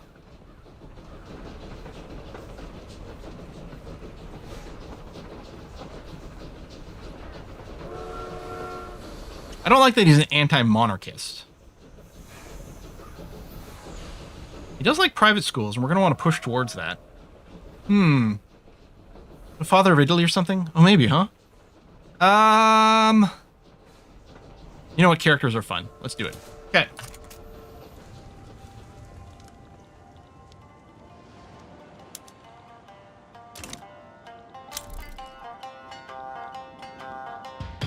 People being exiled. And again, and it's going to be so easy. Oh, you're active immediately. Oh. Okay. It is a little annoying in that it does block other things, but if we get like an abolitionist. Problematic policing. Police officers in uniform discovered supporting Brazilian-British Union. Oh, no, Brazilian-British Union is fine. This is just one state. You know, we'll improve the British relationship. And they'll like me more when we do cut back on the slavery stuff, too. Organization. Oh, did we lose a general? We did. Let's go and put in a military person, not a landowner. So, Feliciano, congratulations on your promotion. Oh, stream froze for a sec. I thought your finger was a pipe for a hot second. Did I want to make luxury furniture for trade? Maybe. Ooh, negative influence. Lose prestige? No, that's fine. We can just eat this for a little bit. Stock exchange unlocked. There you go. 10% mappy. Good. Okay, that should help the flow of goods in our nation. And now what we're doing, we're finishing the lathe because it's the last level 1 tech, and it is some pretty decent upgrades. And then it's also a requirement for mechanical tools, which is on our way to railways. So we are beelining railways because it is going to be critical. Money is positive right now, though we're not spending as much on construction, which is going to be part of it. If I were to go and try to reintroduce this... Okay, we wouldn't be short on iron anymore. I'll do it in Rio. And actually, I might be able to support both. Now, that would lead to... Well, maxed out price. It wouldn't necessarily trigger the shortage trait. You know what? Let's do it. If it temporarily goes short, it might not be fine, although we're not using all of our construction. I'm going to go queue up a second iron mine over here. We're desperately going to need it, and then we'll see where we're at then. Any landowners with decent... I don't know. If I go here...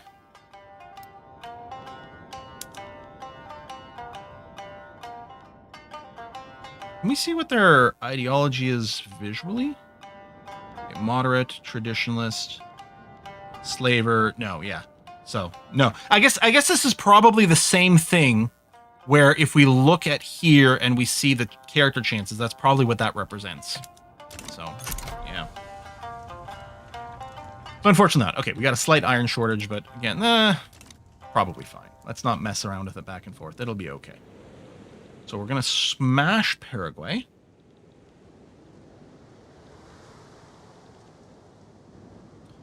Bureaucracy is getting a little thin here.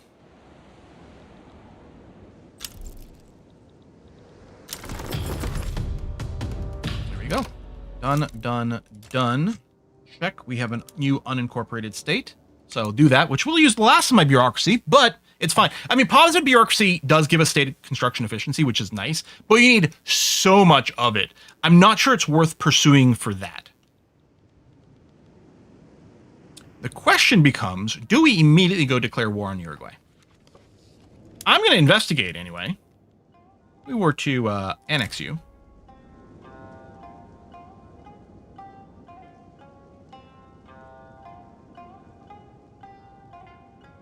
As long as it's not positive, can they not join?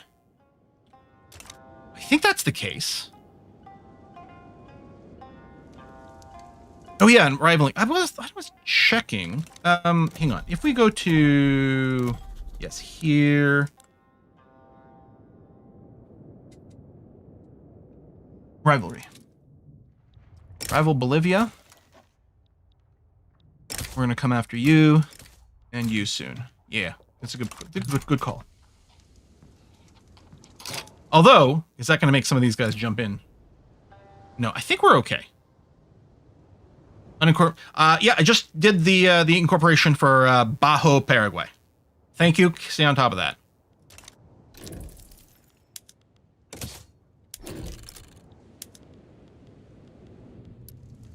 Annex. Confirm. Wait a tick. Mobilize.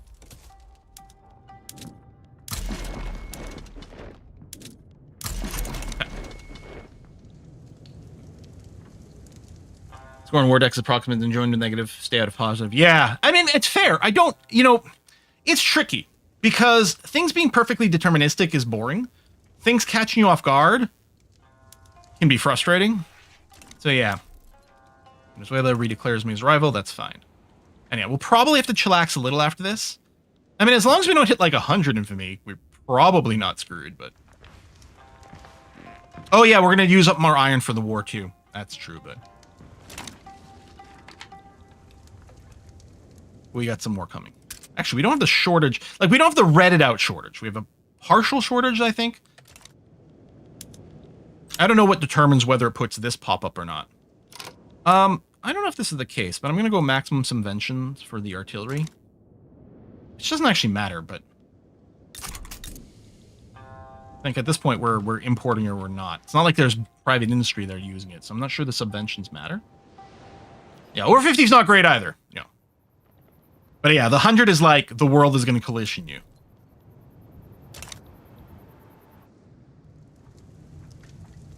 How's this? All right, we are voting on the legacy slavery, so that's at least progressing. And yeah, we should just be able to run over this pretty easily, so that's good.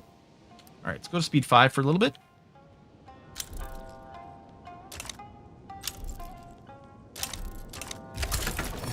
There we are. And yeah, this should be fine. We're advancing.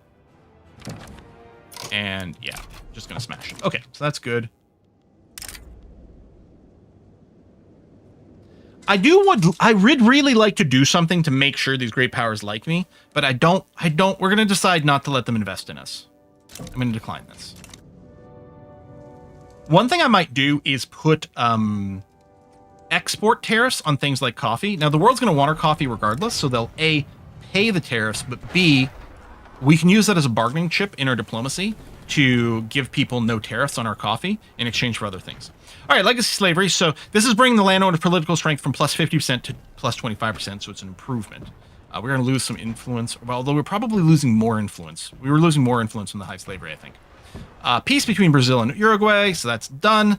And then we get this. Because we finished our legacy slavery, with the Brazilian slave trade banned and suppressed at last, the mandate, be it real or imagined, of the Royal Navy to harass our shipping has passed, drastically improving the diplomatic relationship between our country and Great Britain. The end of an era. So Brazilian relations toward Great Britain improved by 80, and our ships will no longer be harassed by Royal Navy in peacetime.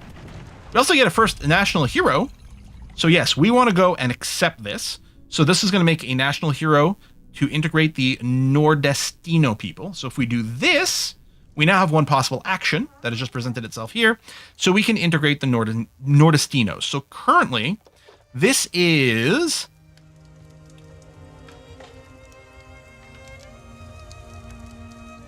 There's 740,000 of them. And currently, they are being presumably discriminated against somewhere here. Acceptance. Oh, they're already fully accepted. Although there might still be a bit of a gap there. I'm not sure. Anyway, we're going to go ahead and do this. The H of silence pronounced hero. Oh, instead of hero. Excellent. Thank you. Removing the homeland. It'll be, and yeah, they'll be fully integrated as Brilliant Pop. It's going to be much better for us. I don't think there's any reason not to do this. So Nordestinos are Brazilian now. And then we have another event. Oh, the integration. Oh, beloved, idolized homeland. Hail, hail. Every Nordestino pop gradually will become Brazilian. Lovely.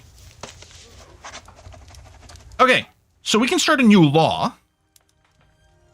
Also gonna pump out more iron. Although, how's your... Oh, okay. Your infrastructure is still fine. So I'm gonna pump out 2 more iron mines over here. Get that going. Okay, so next law to pass.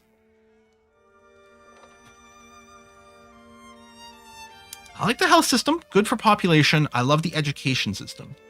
There's some resistance to public schools.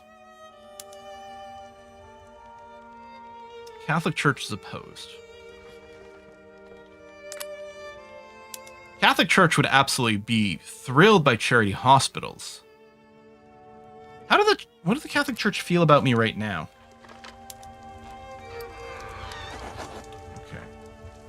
We piss them off, we'd lose some education access, gain some authority. I think I might go for the schools first.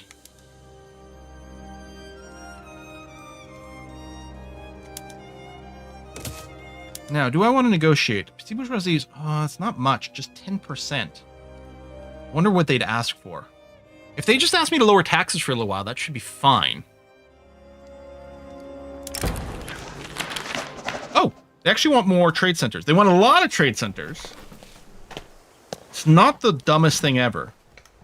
We could commit to keeping the taxes low for 2 years, which would lead to more supporters, increase standard of living, provided school supplies. So this would change public schools and would increase the bureaucracy cost, which doesn't necessarily break us, but that's a long-term cost forever.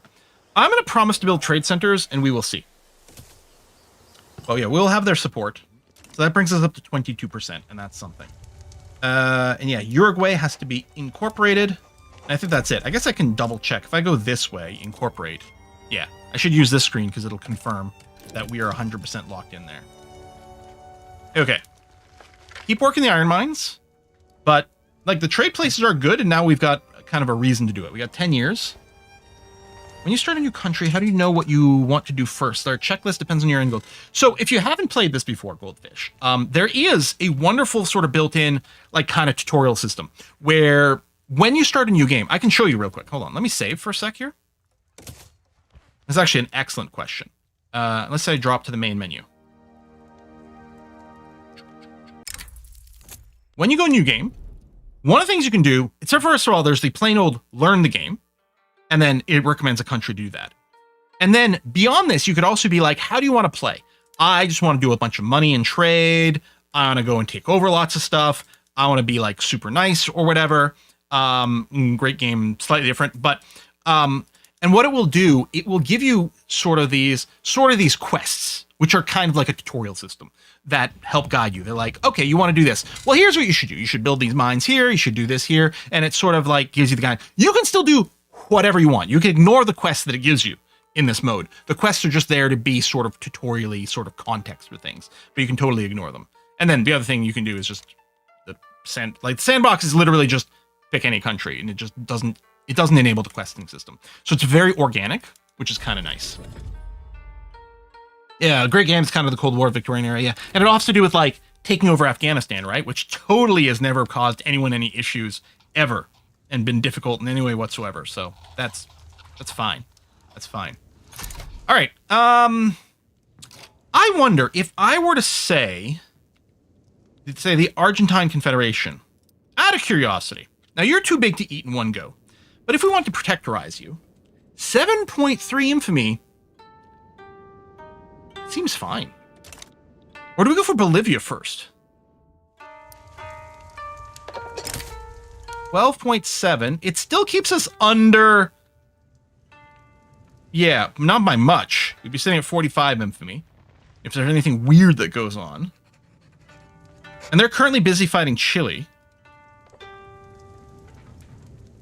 This war,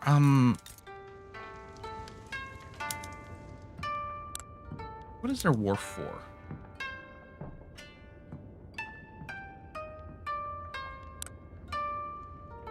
Return, liberate, conquer. Okay.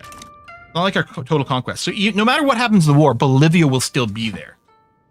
And I think that would help resolve the Peru-Bolivian Confederation pretty quickly. I kind of want to do this.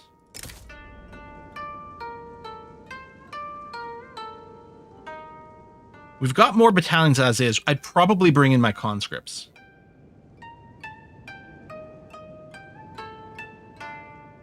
What could possibly go wrong? We got a safety save. So wait for it. There you go. Mobilize. Yes. Raise the conscripts. Deploy to front. Deploy to front. And since they're busy anyway, I think we can start on aggro right away. We don't have to do the defensive thing for a little bit and then see what happens. Go iron mines.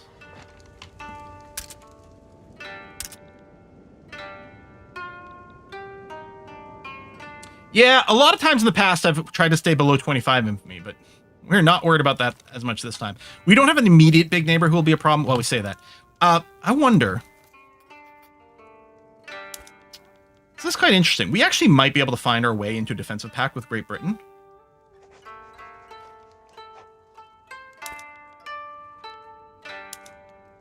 They're okay with it, but it's not exciting.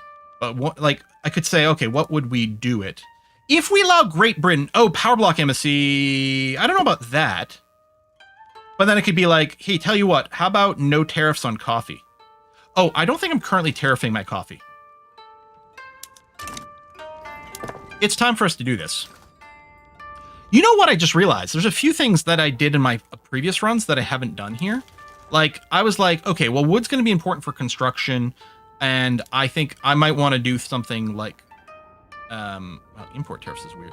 Like, I might want to have higher export tariffs, maybe even subventions to help with the production. But mostly what I want to do here is I want to say my coffee. Where are people going to get their coffee from? I'm going to do, like, export tariffs.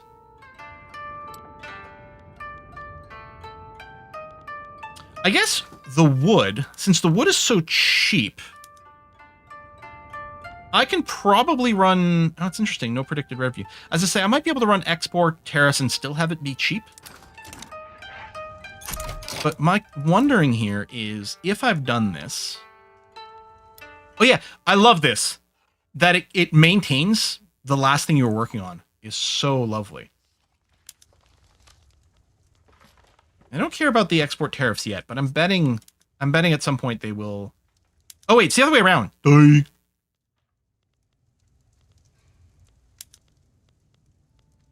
Okay, it's still not there, but I'm willing to bet at some point they're going to care about that.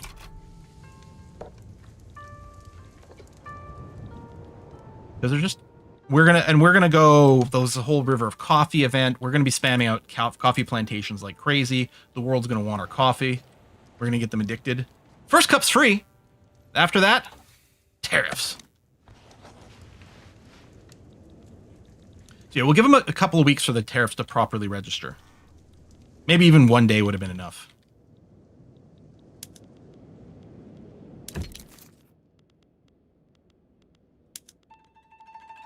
No. Might just take longer. But they will. They will definitely be in favor of us not having tariffs against them. All right, let's speed up. War's about to kick in. Nothing weird happened here. We're still looking great on this front, especially since they're so distracted. So we should just roll over Bolivia here, make them a protectorate. Oh, now they're redirecting some troops. Still, as long as we get... Oh, no! Really? All right. Then we're going to swap our things. I mean, they might not be incentivized to attack.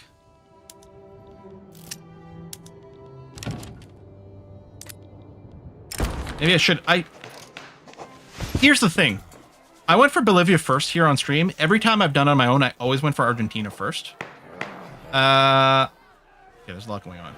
Oh, for public schools. Let them bicker. Take advantage. Back the trade unions. Sabino, the intelligentsia who's radical, would get more popularity? Sure. Capital Fleet. I don't want Capital Fleet or Diplomatic Fleet. I'm going to have to say no to this one. We've got other laws we have to pass first.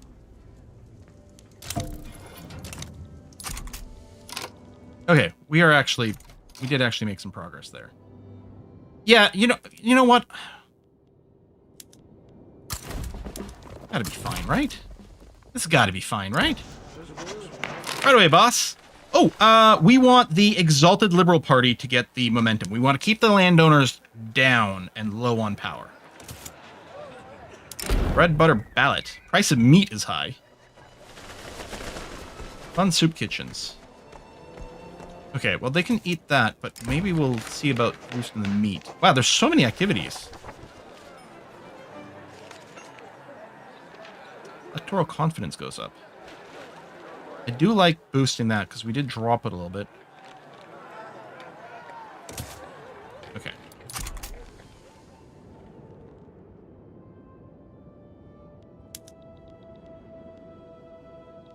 How do we get this if that... Or maybe if we just wait long enough, they'll just run out of numbers, but... Damn. Oh. Did they GG out of their other war?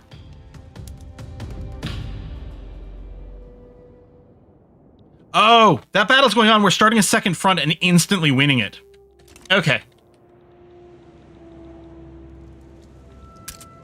I think that's why it's working out pretty well for us. School organization. Enactment time. School... Oh. Church-funded organized schools added to public school. More conversion, more political strength. No, we need to be secular. It'll slow things down. Increase the bureaucracy cost of education. But increase the political strength of academics. I guess we'll do that. Damn. It's funny, yeah, they're pushing back over there, but then, yeah, we just start the second battle, and then I think it insta-completes, because they've got nothing else left in the tank. Alright.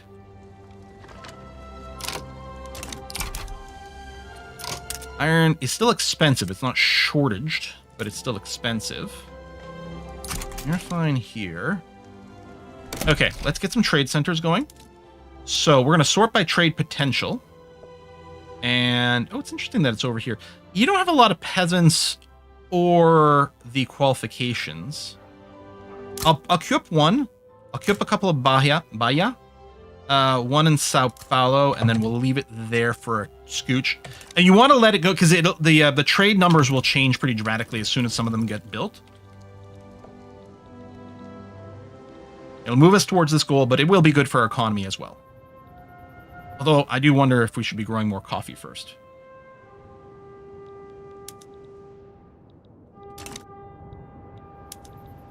Yeah, they have no manpower left in these guys. So the problem, the terrain here is really tough. So the defender's advantage is huge.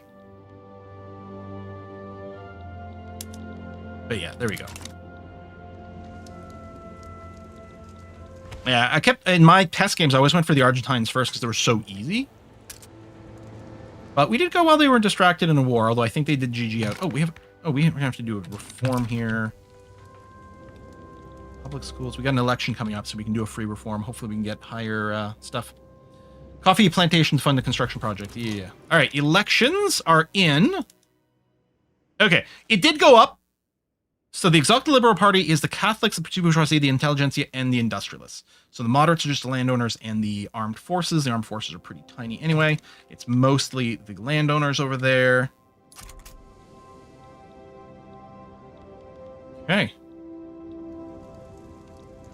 Yeah, the war system's pretty handoff. And honestly, I don't mind it. It was a little tedious. When it first released, there was a lot of like broken front stuff and things.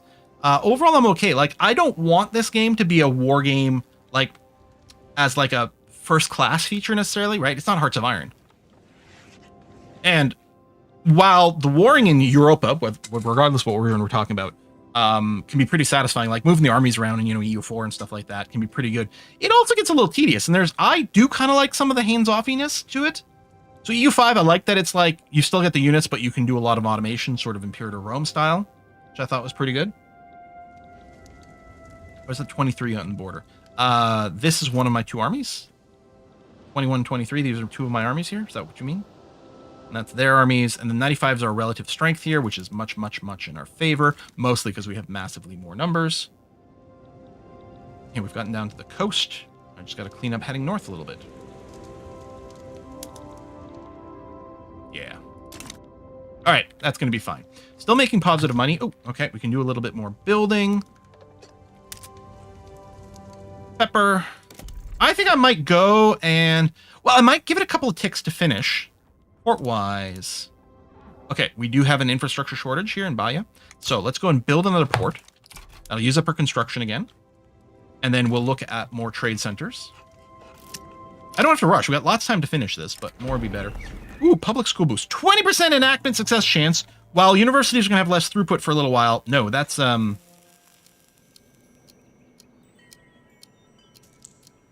this just advances at one phase, period.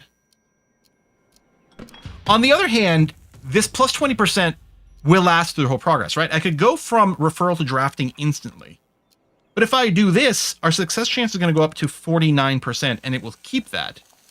I think the percentage is probably going to be better overall. Let's do that. Retain that bonus throughout.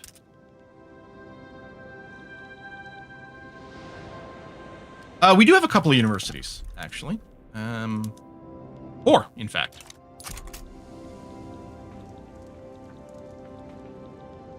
We're also going to want... colonization stuff. So we've got land over here to colonize. Eventually we'll go overseas. All right, I'm going to build 3 more trade centers. Finish that up. 1, 2, 3. Whether it's better to hyper-focus them in one state versus spreading them out is an interesting discussion that I've found online in various things. Usually, like, it's probably, if you've got one mega state that builds a lot of stuff, it's better to focus them there. If you've got a natural harbor that gives more trade push, that's good too. I don't think we've got one. Like, I was kind of looking. Oh, there we go. Peace treaty. Protectorate is done. And scattered to the wind. With the dissolution of the Peru-Bolivian Confederation, a nascent rival to Brazilian interest in the Andes has been defeated. The balance of power in South America has been set right once again. Terrible thing has been smothered in his crib. Oof. But for 5 years, we get triumph of nation, more prestige, and more loyalists from political movement. All right, we don't have a ton of loyalists, and we actually have a decent amount of radicals. So hopefully that will improve. All right, so Bolivia is now a protectorate to us. They can still do their own diplomatic plays. What we're going to want to do, I think, after our truce runs out, we're going to want to do another diplomatic play to lower their independence, I think. We don't have that much infamy.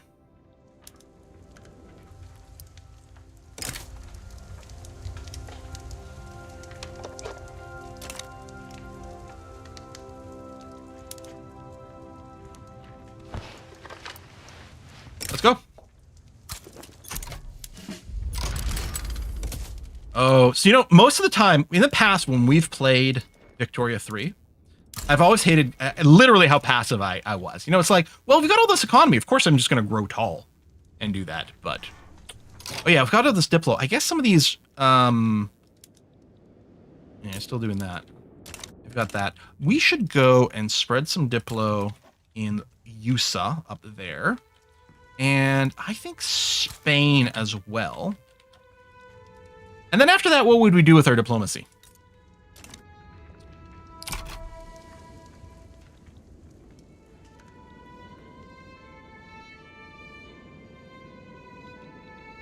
Bolivia, I'm not going to improve. I mean, I guess. Okay.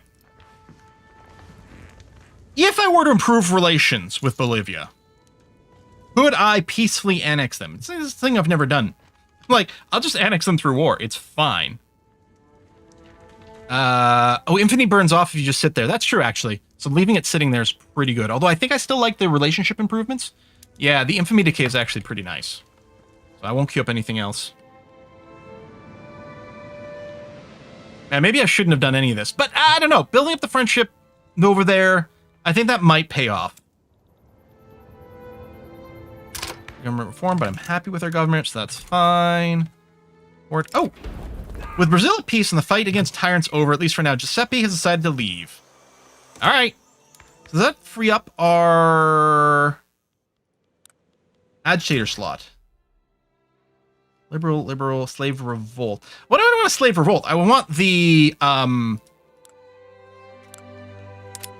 want the abolitionists. You know what? I'm going to go and suppress the pro-slavery movement. There you go. It doesn't leave us a lot of authority, and it does slow down the enactment time a little bit, but I think that's good now. Check Bolivia, Liberty Desire. So, right here, they're here. Now, they're going to be tweaking this, and they're going to try to become independent from there. And we're just going to go and smack them over and over when they do that.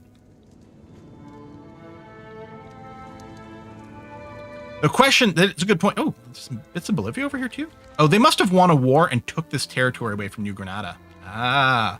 Yeah, one of the questions will be how many protectorates we want to run simultaneously. Because it is a little bit annoying if you're declaring war on one and then the others rise up and then it resets a truce timer and it's very annoying.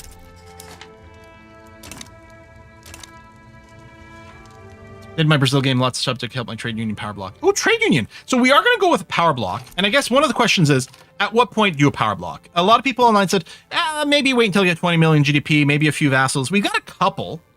And I think the type of power block we're going to do is probably a trade league, is what I'm thinking. One of the interesting things will be, do you run internal trade or external trade? Internal trade, trade capacity, trade advantage. Sounds good. It's probably better maybe long run and later, but I'm wondering about early on. It's probably internal trade. The infrastructure is good. Port building throughput is going to be really key early on. So I think we'll probably want that too. We want Chile as protected as well for their colony claims. Oh, we think Chile's already protectorized or colonizing. Yeah, so no, I'm going to say no to the investment rights.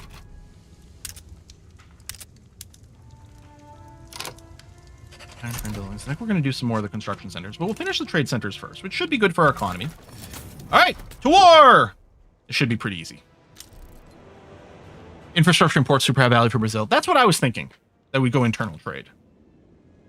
Even though we still want to sell our coffee to the world. Yeah, money is really good. So definitely we're going to do more construction. In fact, I think I'll go and queue some construction immediately. Let's sort by, sure, by peasants, but where we have qualifications, although there's no infrastructure there. I'm going to do one in each of these two places. It is better in Bahia. Now, we're going to be building plenty of Rio too. I don't know. As I say, it's better in Bahia because it's actually going to have more vertical integration of its construction industry because it's got iron there. We've got some tool making there. And I alt-click to put it at the front because it does build very quickly. Honestly, should just be... Oh, tools are expensive. Let me build another one of those over here. It's the highest value. In fact, I'll queue up 2. We'll want that because we do use tools for the construction. Okay, trade centers, tooling, slightly negative value, which is fine. Deficit spending. We're going to be deficit spending the entire game. Bahia. The I is the strong one. I will try. I guess I could load up some pronunciation guides in between streams. We're going to be playing more of this on Wednesday, by the way, for sure. The sponsorship is only for today, but Paradox knows what they're doing when they sponsor. They know I'm going to be doing a full freaking playthrough all the time. Okay, Paddle Steamer unlocked. That was just a freebie. Lathe unlocked. That was our research queue. So we're probably going to do some mode changes. Now we are currently researching the atmospheric engine, which will help with the atmospheric engine pump. The mechanical tools, I'm not sure we need as badly. It does have some different modes, which is good, but mostly it's because it leads to railroads. By around the time the atmospheric engine finishes, we're going to want a slight supply of coal. But I don't know if we prioritize that. Okay, furniture is switching to lathes. They will make money. It will hit our tools even more, although we're working on it. This will make money. Oh, we have dyes now. Oh, possibly because of the protectorates, because we bring them into our market. You know, this would bring down the price of meat. And it actually won't lead to a tool shortage. Okay, I'm going to do butchering tools. Oh, and the logging camp. Well, wood's already pretty cheap. Okay, I will wait a little bit longer on that, since we do still have the tool crunch. No reason love for Hoy. It's because we got too many things to do. I love Hoy, and it's always good for views, too. But, pick and choose. Tough. Anyway, we should roll over the Argentine Confederation. Public schools. No setbacks yet, which is good. Why would I say that out loud? We're just about to get a setback. Apart from a few hidden things, man yells at Cloud. Vicky 3 UI is really good. It is. Did you change Tool Workshops mode back to use iron? Oh. I don't recall. No, you know what? It is. You're absolutely right. Well, certainly in Bahia. Whatever. I'm never going to pronounce it right. Okay, that'll help with the tools for now. Then the iron price goes up. We're about to build more tool things. These guys will use iron as well. Okay. We might go back to building some iron mines after this. We will see. But then if it does give me a few extra tools... I suppose I'm going to go with logging camps all the way here, which will bring the tool price back up.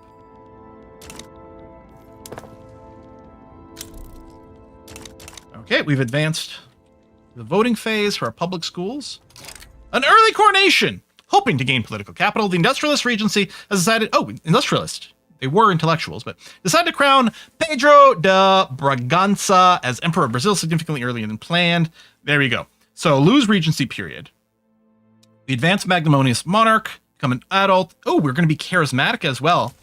Pedro Pascal, of course, very, very charismatic. And he shows up everywhere. There we are. We're 14 years old. Reformer ideology.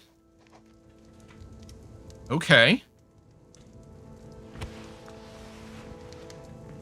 Cultural exclusion is their next step towards being more progressive. Oh, 65%.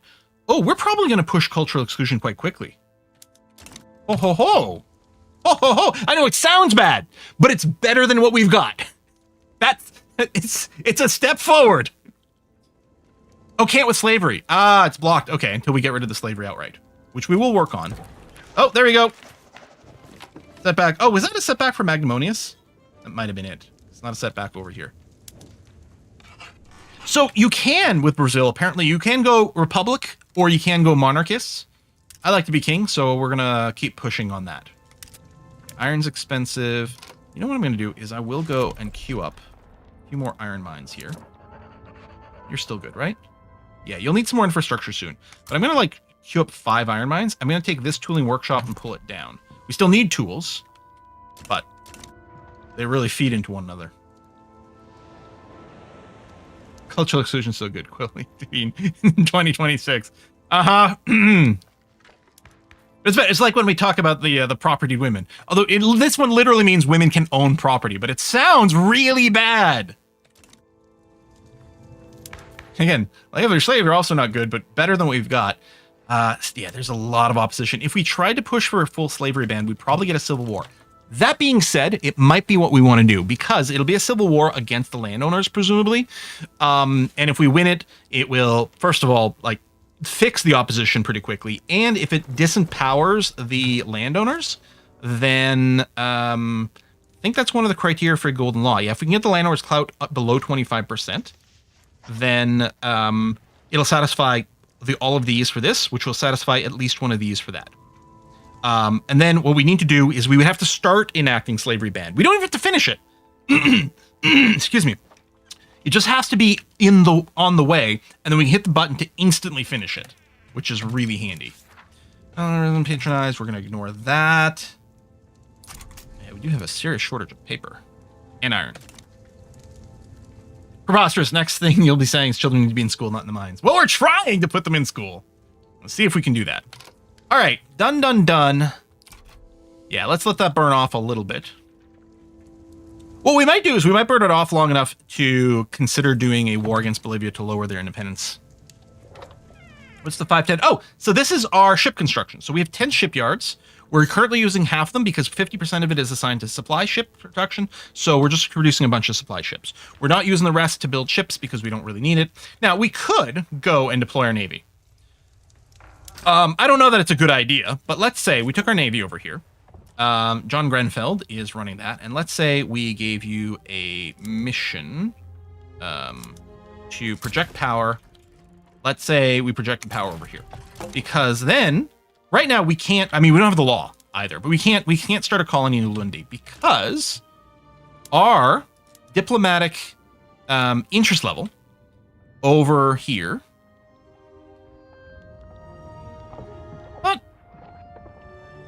I thought it would show the number. Oh, maybe only the place where I've got it. We're literally at a 0 for our involvement level in these places. And with 0, you can't start a colony. We actually got to get our involvement up to level 2 to engaged to be able to do that. But let's see. We'll let our ships go over there. We're going to pull them back afterwards because we don't have enough to really make a difference. But we'll get our ships to go over there and we'll see what happens with the involvement. It's just an exercise. Or an emulation. The success that the French... I'm sorry, did you say French Republic? Okay. Have seen with its policies of public schools have been noticed by supporters of Francisco Sabino. So what succeeded in France will succeed in Brazil. Reduced enactment time, increased success, or... It'll upset the armed forces. The armed forces are pretty tiny. We can easily say this. Awesome. We colonize Portugal just for the memes. Alright, negative money, but that's fine. Mines are going. We still need more construction. And I mean, since we're making positive money, part of me is like, maybe I should do that first. You know what? Let's go, and I'm going to alt-click. We're going to another construction. It takes no time to build construction sectors. I mean... Oh, we don't even have a shortage of anything.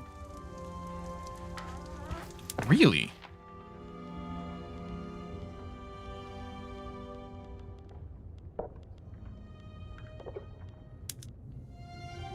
Okay, we'll end up with another iron shortage, but we don't have to worry about you anymore. And then we'll go lathes because we've got the tools. Okay. Yeah, iron's expensive, but that's fine. So what should be happening over here is soon we will see some involvement start to arrive in this area. Yeah, we don't have a shortage to see about that, exactly. It's like, wait, I'm not in debt? Well, I better spend some more money. We do have to fix the market access in Bahia, but we'll get there. Bahia! Listen, I'm this close to renaming this to Brussels.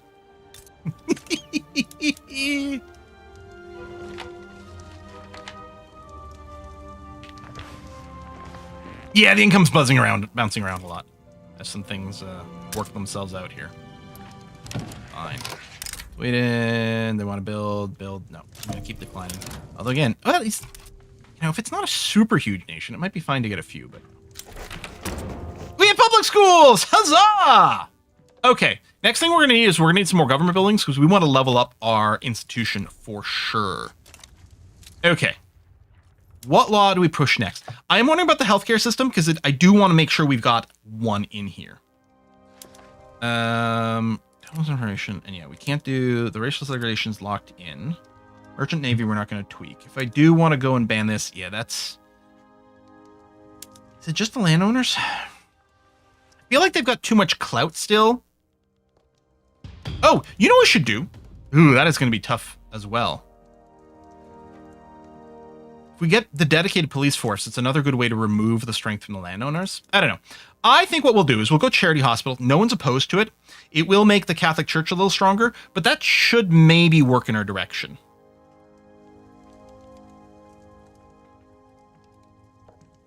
And it is something that I want. Oh, actually, it's a good point. What kind of colonial... it's pretty low base chance.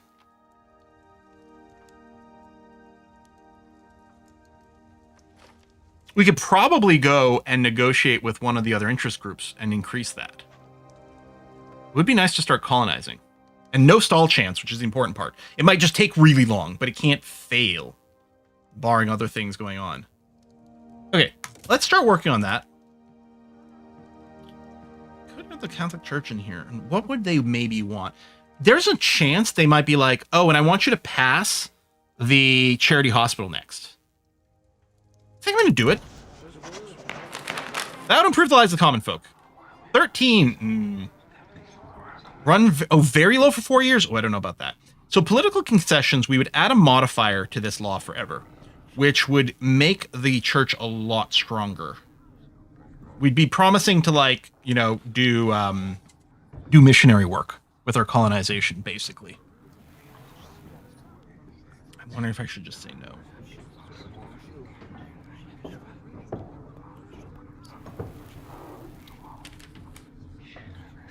Four years. If it was 2 years, or if it was only low, I might be willing to do it. I don't know. Oh yeah, we got to boost our bureaucracy as well. I'm going to say they're not in Brazil's interest. We're going to let that run slowly, and yeah, we'll get some more government offices, especially since I do want to rank up our education as well. So, yeah. There you go. So we've got level 1. We're now observant in South Africa. That is not enough to colonize. We would have to get it up even more than that. And right now we're only going to reach 265 with what we've got going on. So this is why I was like, there's no actual reason for us to do this. So we're not going to power project. We're just going to go and just station you. Yeah, just go park at home. That's going to be fine. Yeah, but just go home. Oh, I think you auto-return to port. Okay. I didn't actually have to tell you to do this. I think you would have auto-returned to port. Mines are go. Iron's still expensive. Well, at this point, it's probably... Yeah. We need to get 3 more ports over here. Oh, alt-click. 1, 2, 3. Okay, you know what? Is there any reason... Well, is there any reason not to form a power block? The other power blocks get kind of cranky. But you know what? We need to set this up. We need to get the internal trade. We're going to go. Oh, I need the influence. I guess I could cancel one of my relationship improvements.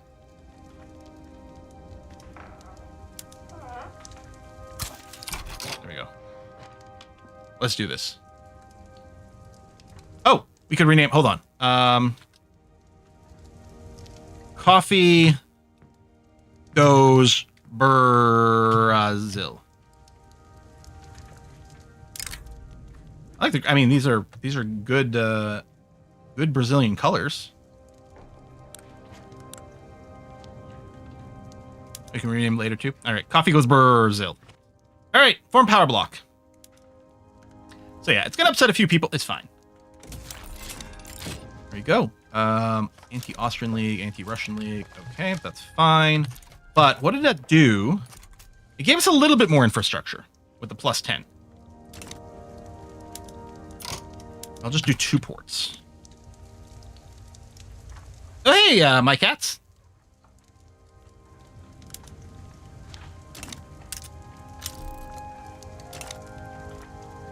Right, so the interest here decreased because we left. In East Africa, too. You can see there's like some range to the actions and things. All right, speed up. Me going down, which will be slower than before. Colonial exploitation, that's going to last for a long time. Hopefully get like the playwright or something like that events to give us a little bit of a boost. Is Power Block new to this update? No, Cathal. The Power Blocks have been around for a little while, but I don't know how long. Problem is with skipping from time to time. Ooh, that expenses just went up a whole bunch, but... Now, what are we... We're subsidizing a few things. I mean, ports. Can we filter for being subsidized? I don't know, but we can take a look over here real quick. Okay, actually, the subsidies, it is just ports, and it's not that much.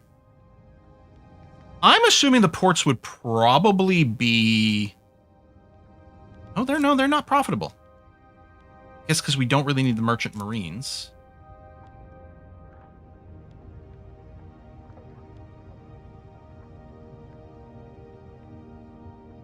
So if we go to Anchorage, we don't get infrastructure. We only get infrastructure here. Okay, so we don't want to downgrade that. If I'm reading that correctly, and if I'm not, let me know. So I guess we do need to keep subsidizing the ports because we really need it for the infrastructure right now.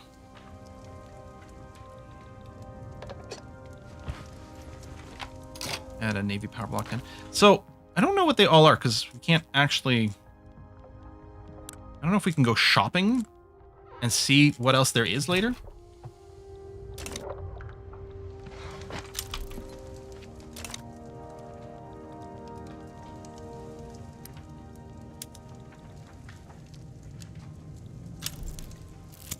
We might be due for some more trade stuff too. Ethics of exploitation. It's morally correct. Yeah, this makes me feel good to hit this button. Wait, what has the better conceive some of the points? This is a 75% chance of a positive outcome. This only has a 60% chance of a positive outcome.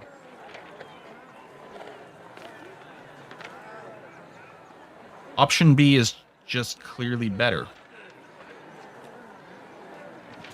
I guess this is a higher chance of the plus 20. This is fairly low chance of the plus 20. Yeah. Okay. So I can see it, but I'm going to take this because of the higher expected value. We got the plus 10.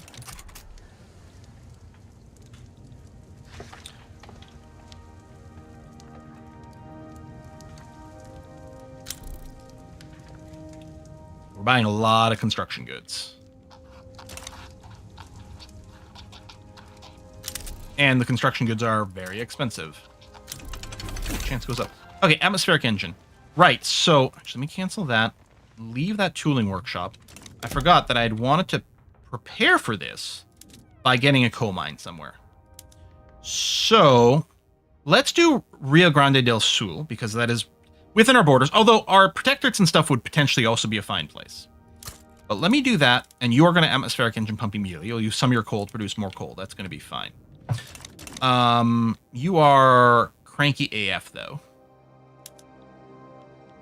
What I was thinking is doing road maintenance and promote social mobility, because we will need the promotion. The turmoil will go down over time. It'd be better if we did have police laws. And then I keep talking about I also want to do some government offices. We want to do all the things all the time, which is always a good sign of a game.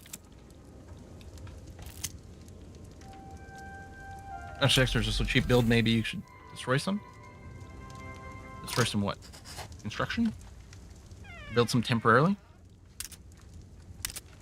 Atmospheric engine. I'm going to take the tech boost on this one. Instead of slightly higher mine throughput. It would be nice for the iron, but that's the only one, really. I think we'll push towards some of the tech.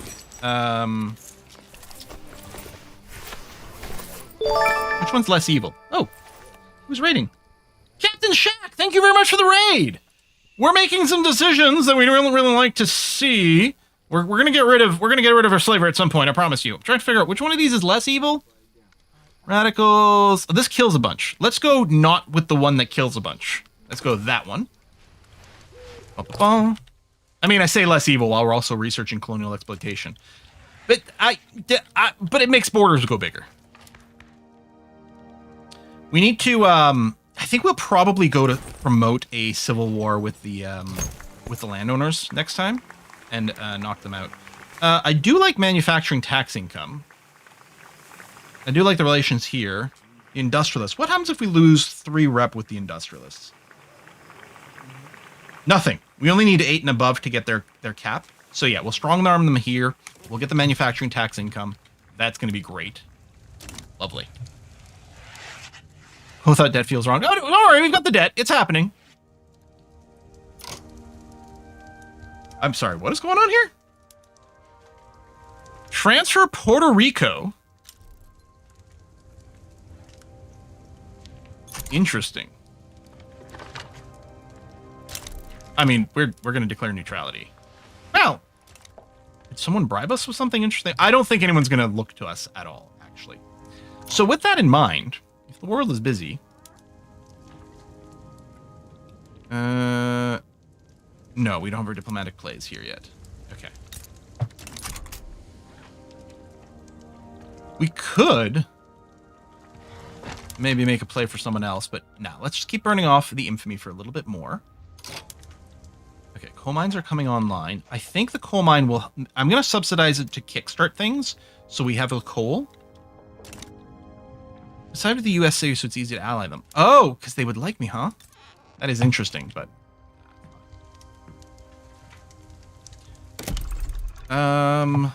okay, before I go looking at government administrations, which I still want... we have a big pool for trade. Actually, there's not that much of a trade potential outstanding. That's not even fully employed. You know what? Let's not worry about that. Okay, let's get some government administrations. So then there's a good chance I want to stack it where I've already got for efficiency. Rio as sort of a capital makes sense. Nowhere's got a tax shortage. So yeah, I think I'll go and put in a couple of levels of that so we can start raising some institutions. An idea you get smashed by France. Oh, maybe. They are right there. They might, yeah, they might just land and push. Well, a success chance keeps going up for the colonial exploitation. Hooray! Feels so good to say that. Coal mines.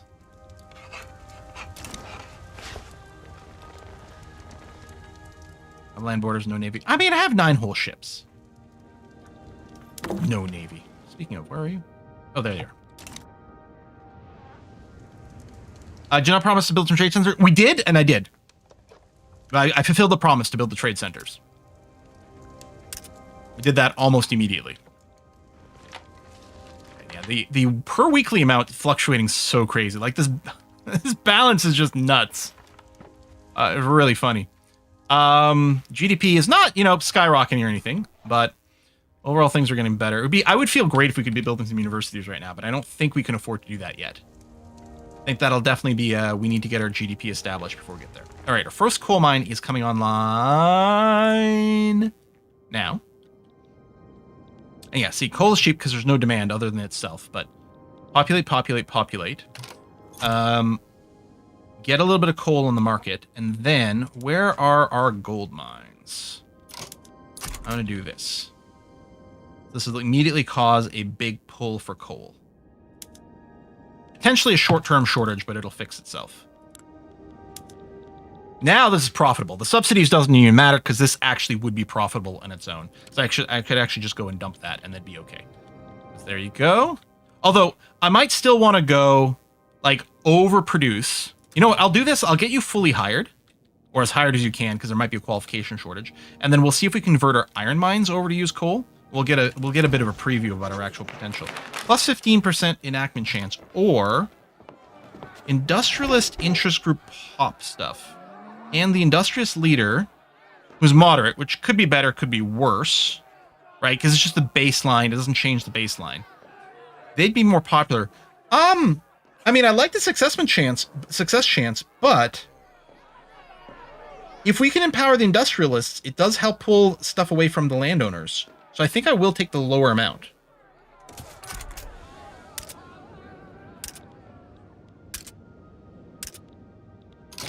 Okay, that queue is done. Hang on a second. I'm going to go...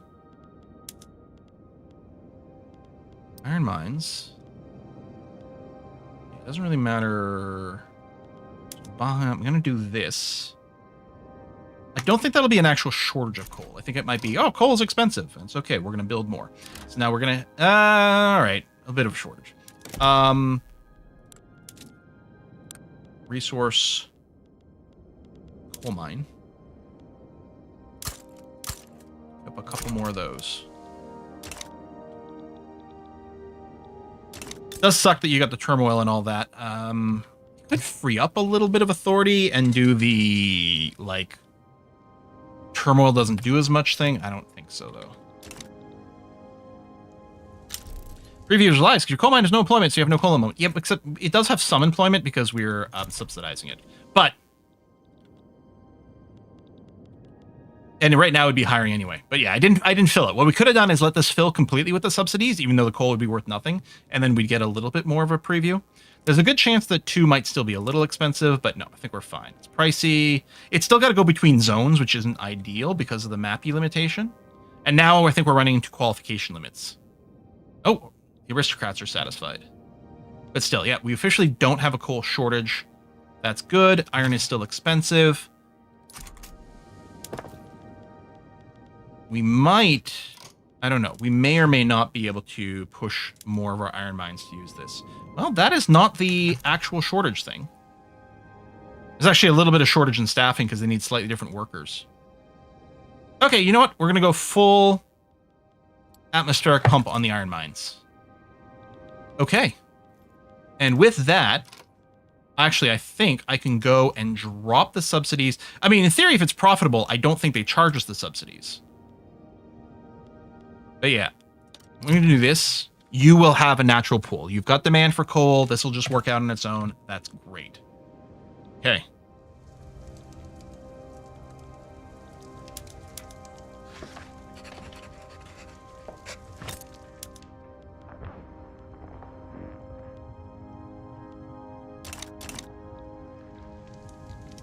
Yeah, a little bit. Artillery shortage. Colonial enthusiasm. Low down line is law and sound yet. Plus 20 or prestige. Who cares about that? Colony growth speed for 5 years. So the question becomes, how much of this 5 years is going to be left when this law finishes? It's going to go up to 69% success chance. It'll probably pass pretty quickly. I'm going to do this. Donation of knowledge. Yes, give me a free university. Thank you. I like that. You show your power block on the map. I mean, there's not going to be much to it because it's just us and our vassals. Indirect subject. Oh, Peru's a protectorate of Bolivia. They're an indirect subject of me. All right.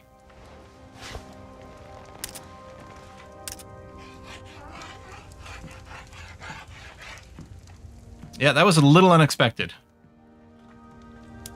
Now we could consider warring Chile. We've got the numbers. No one would intervene. The infamy wouldn't become dangerous.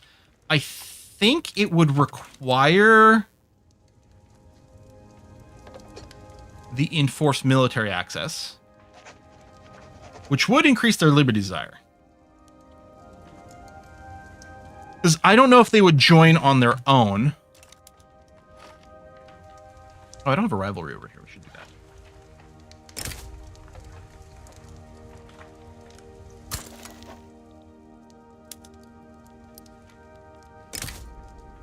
Yeah, they wouldn't join on their own. They're undecided, and they wouldn't. They wouldn't. We could force them. Because they're protectorate. They're not, you know, they're not the strong vassal type.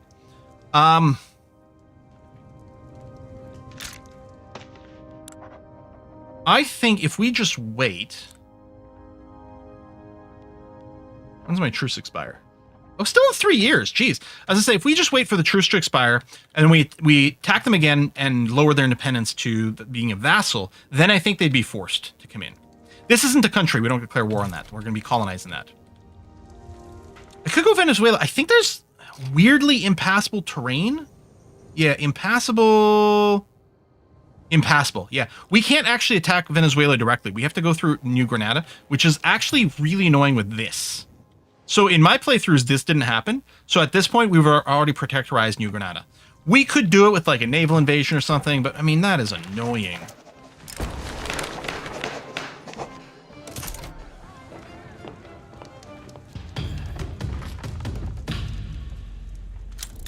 And then the truce over here, it's probably longer, right? Oh, no. Oh, that's right. We did Bolivia first. Okay. So that's interesting. And out of curiosity, actually, if we were to go here, I'm assuming that Bolivia wouldn't be joining on our side. Yeah. Again, we could hit the force button. But I think what I'll do is we'll just attack Bolivia next time. We'd see Paraguay not formed? Yeah, we just ate them up. They don't exist at all. Coal mines. Let me check here. I think all the mines we have, yes, are on the atmospheric thing. Okay. Paper is a little more expensive. I mean, if we're going to build government administrations, we might want a little bit of paper production. I know you don't have the qualifications, but I'm going to build one there anyway. They rebel me back, that's fine. And then I'm going to build another couple in Rio, so they're presumably still being hired. How much do I need for the level? Oh, it's 51. Okay. We're going to need... I guess I don't want to go and level up my education right now because it's going to eat one level for colonial exploitation. I don't want the bureaucracy to go negative. Although, by the time this passes... No, you know what? It's fine. Let's start boosting the education level.